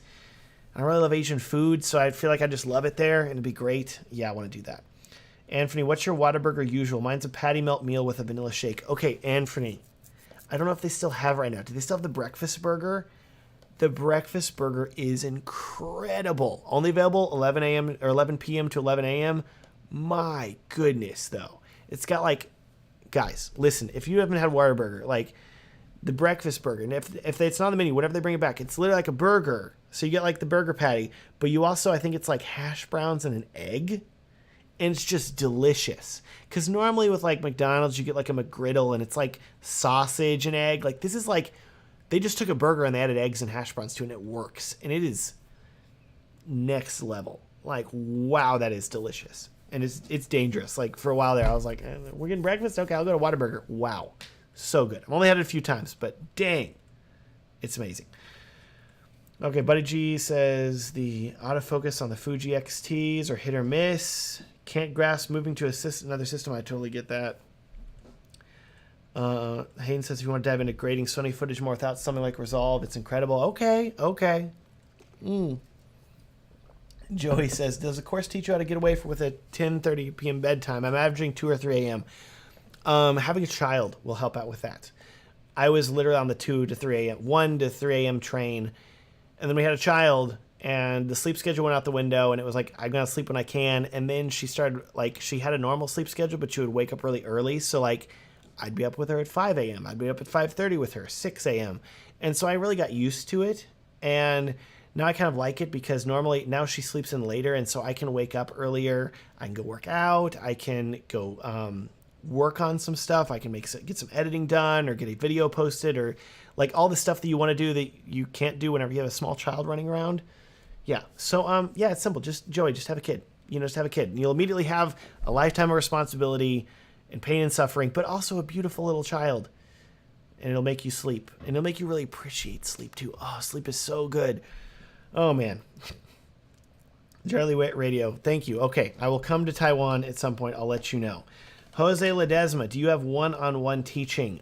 So, yes, I do offer coaching services. If you want that, that's available at courses.whoismatt.com if you want like a one-on-one mentor session. I'll also tell you, if you invest in the Ultimate Wedding Filmmaker course, not only do you get a lot of amazing lessons taught by me all about wedding filmmaking and building and starting your business and growing your business to 6 figures and how to succeed on YouTube, etc., etc., etc. Whenever you purchase, you're also going to get a upsell that I offer to you, okay? So it's something after you buy, it's going to be like, hey, do you want this thing too? And that thing too, I'll tell you the little secret about it. It is, you can choose it or not. You can turn it down if you want to. But if you choose it, it will give you a wedding film critique from me, a wedding pricing critique, and a wedding website critique from me. So I will literally critique 3 things that all relate to your business. I will literally sit down, you send me a wedding film, I'll review the wedding film. You send me a link to your website, I will review your website and tell you specific things that you can change to improve your website, improve your inquiries, improve your bookings. I've never offered anything like that before. It's really good. And I'll also critique your pricing, and I'll look at it and I'll say, okay, here's where I think your strengths are with your pricing. Here's where your weaknesses are. Here's where I would raise your prices. Here's where I would lower them. Here's where I would tweak your packages. And the end goal is that if you book this also, you're going to get a ton of useful, actionable information specifically for your business that you can use right away. It should be really, really helpful to you. So if you book Ultimate Wedding Filmmaker, you can get that too. And that's like super hands-on, one-on-one with me, learning a lot of stuff. So if you want that, it's cool. That's down there, ultimateweddingfilmmaker.com. Because I'm about to leave here too. I got to go to bed. So there you go. Daniel Stefanian Bennett, question: does this course have a POV on whether second-year filmmakers focus on shooting and outsource editing, or try to learn both simultaneously? It's all about you learning everything, because I'm of the opinion that if you want to be a better filmmaker, like a better shooter, you need to be a better editor. Because what I've run into in the past is a lot of my second shooters were giving me bad footage because they weren't editing it. They were just passing it off. And so they never learned what their bad habits were so they could change them because they never saw them. But whenever you're editing, whenever you're sitting down and you're looking at the footage that you shot, you've done that. I guarantee you've done this if you've ever edited a wedding video. You can tell me in the chat if you've ever done this, okay? You're sitting there and you're editing and you see this clip and you remember when you filmed it and you're like, oh, this is great. And then you're editing it and you're like, you idiot. Just yelling at yourself, like, how dare you? Like, this is so wrong. Why didn't you tweak this thing? Or like, maybe you cut a little bit too soon, or you filmed the wrong angle just slightly, or something like that. Like, there's something that you noticed, and then you notice you do it all the time, and you're like, why do I edit? Like, why am I filming this way? Like, what is this dumb thing that I'm doing? And like, I'll catch myself even today. I'll be like, that shot was too short. I should have done that clip longer. That could have helped. Or like, why is this clip still running? It could have been shorter. Or like, this angle, Matt, you should have shifted the angle just a little bit. Or like, clean up that background. There's all these little things you're going to pick up on whenever you are editing your wedding film. And then you can go back, and the next wedding that you film, you're going to avoid making all those mistakes. But you only learn that if you also edit the wedding films. So, Daniel Stepanian Bennett, does this course is going to help you if you're trying to learn both? Yes. And I highly recommend it because that's what you should be doing. That said, if you want to outsource, I'm a big fan of that as well. I would still recommend editing some of the stuff and all, but whatever you want to do. I use a company called Archaeus Creative, ARCHAIUS creative.com/whoismatt. They're really great. Would highly recommend them for outsourcing. But the course is really going to help you. ultimateweddingfilmmaker.com. And you have 2.5 hours to sign up for it before it shuts down. So get in now. Get in now while you can. Okay? Cool. All right. Good night, buddy. Love you. You're great. Joey says, I have 2. They're not babies anymore. Have them come stay at your house for a while then, Joey. Just be like, hey, you guys want to come back in for a while? You'll learn. Have them wake you up early, maybe. I don't know. Otherwise, that's going to come down to self-discipline, which I don't have the most. Don't ask me about that. Angel says, can you share with us your time frames on editing a wedding highlight of, let's say, 5 minutes? Of course, it all depends, but that's approximate. So, like, how long does it take? Anywhere from, well, the good news is, okay, in the past, it would take me like 1 to 2 weeks, but because I outsource the culling and the organization of the clips, I don't outsource like the editing, but like the culling and organization, that takes several days off of it. So I have Archaeus Creative do that for me, and then they ship me back the video file, they email it back to me, and then I can edit from there. And so now it's like a week and a half to do an edit. It depends on, of course, like on how much time I spend finding music and what things I want to do, et cetera, and how much time I have. But let's say like a week to 2 weeks, something like that, roughly. All other things normal, which nothing's ever normal. You know what I'm saying here. Takes a while. Okay. See, this is, what is it here? Let's see, where was I here? Hayden says, thanks for the content. Literally the OGest of OGs. Thanks, buddy. German's leaving. Good night. Thanks, Joey. Okay, let's see here. Anthony wants to grow a beard like me. Yeah, dude, do it. Just be lazy. It'll happen. Tim's like, yep, happens all the time. Yep, definitely shot regret. You guys know, okay, you have to edit. Once you edit, you learn. You're like, oh crap, like I got to do better. But like it helps you get better, and that's how you improve. So it's really good, really helpful. Angel says, what is the normal schedule for a quinceañera? Is there also getting ready or a ceremony or just a party?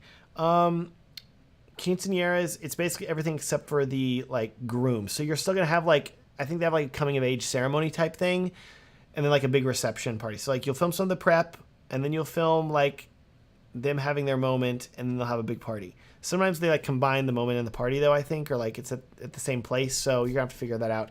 But yeah, it feels very similar to a wedding. So film weddings and you're gonna be like, oh yeah, okay, I see there's a lot of similarities here. So yeah, something to keep in mind.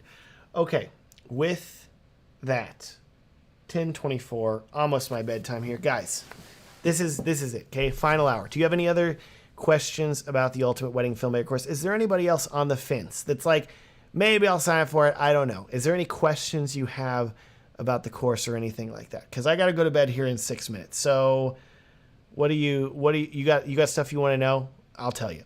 Happy to help, happy to answer your questions. And then I'm going to go to bed because I'm starting to get a little stir crazy. I feel I'm starting to ramble and I'm like, oh no, I'm going to lose it. Also, I ate a whole pizza, like a whole big pizza, like 2 hours ago before the live stream. I don't know what I was thinking. I was really hungry. So I'm just kind of like carb loaded here too. Good times. Oh man. If you've got questions, get them in about the course. Because yeah. Okay. BLK 5348. You may have already answered this. What is included for the client for your top priced packages? I'm in an area where I'm with literally no other videographers. I'm not sure if I do enough. Okay, so if the client books the top package, the only thing difference in my packages specifically is like the length of the wedding film. So it's either get like a 4 to 5, a 7 to 8, or a 12 to 13 minutes. So the highest price package is literally just longer wedding film for them, which is very easy for the client to understand because they're like, oh, I want a longer video. Okay, I pay for this. So it makes a lot of sense. So, yeah, you don't have to include a crazy ton of stuff. Don't think you need to like include the whole kitchen sink in your largest package. You don't have to do that at all. Like, you just need to make sure that you're clearly communicating the value that you offer to your couples, and then they're going to be willing to pay you more for it. I talk about this a lot in the course. UltimateWeddingFilmmaker.com if you want to check it out. Cool. Steak Boy Bird Bones. I love that name. That is good. Oh my gosh, your image, your icon is a steak with little arms and like little bird bones. That's great. I love that. That's amazing. If you were a breakfast cereal, which one would you be? Oh man. Okay. I really like Frosted Flakes. They're pretty sweet though. They used to sell this reduced sugar Frosted Flakes. They were perfect. They were amazing. They don't have those anymore. Do you remember Frosted Cheerios though? Those things. Dude, those Frosted Cheerios were good. Man, they still make those? I don't know. If I see them, I'd buy them. That's probably what I would be. Angel Rubio, do you have a process to scan through all the footage you captured and categorize and tag? Do you have a system in place to do that, or how's the process? Yes. If you want to learn all that, I would recommend buying my Wedding Film Framework course, available at courses.whoismatt.com, because that's a very in-depth process that I can't really just like be like, yeah, just organize your clips. Like, that's not going to help you. You need to, like in-depth stuff. But literally, the Wedding Film Framework course will walk you through how to do that very quickly so you can edit dramatically faster. So check out the Wedding Film Framework course at courses.whoismatt.com. Alrighty. With that, I'm going to take off, I think. So great hanging out with you guys. Thanks for staying up late with me. Late for me, at least. I know it's not late for some of you. Staying up at 2 or 3 a.m. Crazy people. Like, where are you? Where are you? I can't find you. I scrolled away. I'm sorry. Joey. Yeah, there you are. Anyways, yeah. Love you guys. Thanks for hanging out with me. If you want to check out Ultimate Wedding Filmmaker, it's at ultimateweddingfilmmaker.com, and you've got 2.5 hours to do so. So, I was like, the night is young. Yeah, right. Okay. Yeah, send me an email if you need anything. Reach out if you have any questions about the course. I'll check my email a few more times before I go to bed. And yeah, it's the last chance. So 25% off if you want that. Sign up and get it. Take care. Thank you, Hayden. Love you. You're great. Love all of you. Great hanging out with you. Glad I could hang out and yell at you a lot about how to improve your businesses. That's always fun to do. I always enjoy doing that. Okay. Hayden's over here. Bye, Ultimate Wedding Filmmaker. One wedding pays for it. Thank you, Hayden. Love you. You're great. You're so great. All right, cool. See you guys later. Have a good, what is tonight? Thursday? Have a good Thursday night. Take care. Thursday night's basically the new Friday, right? Do it. There you go. Cool. See you guys later. Take care. Yeah, email me if you need anything. ultimateweddingfilmmaker.com. I'm hitting stop now. Okay, bye. Love you all.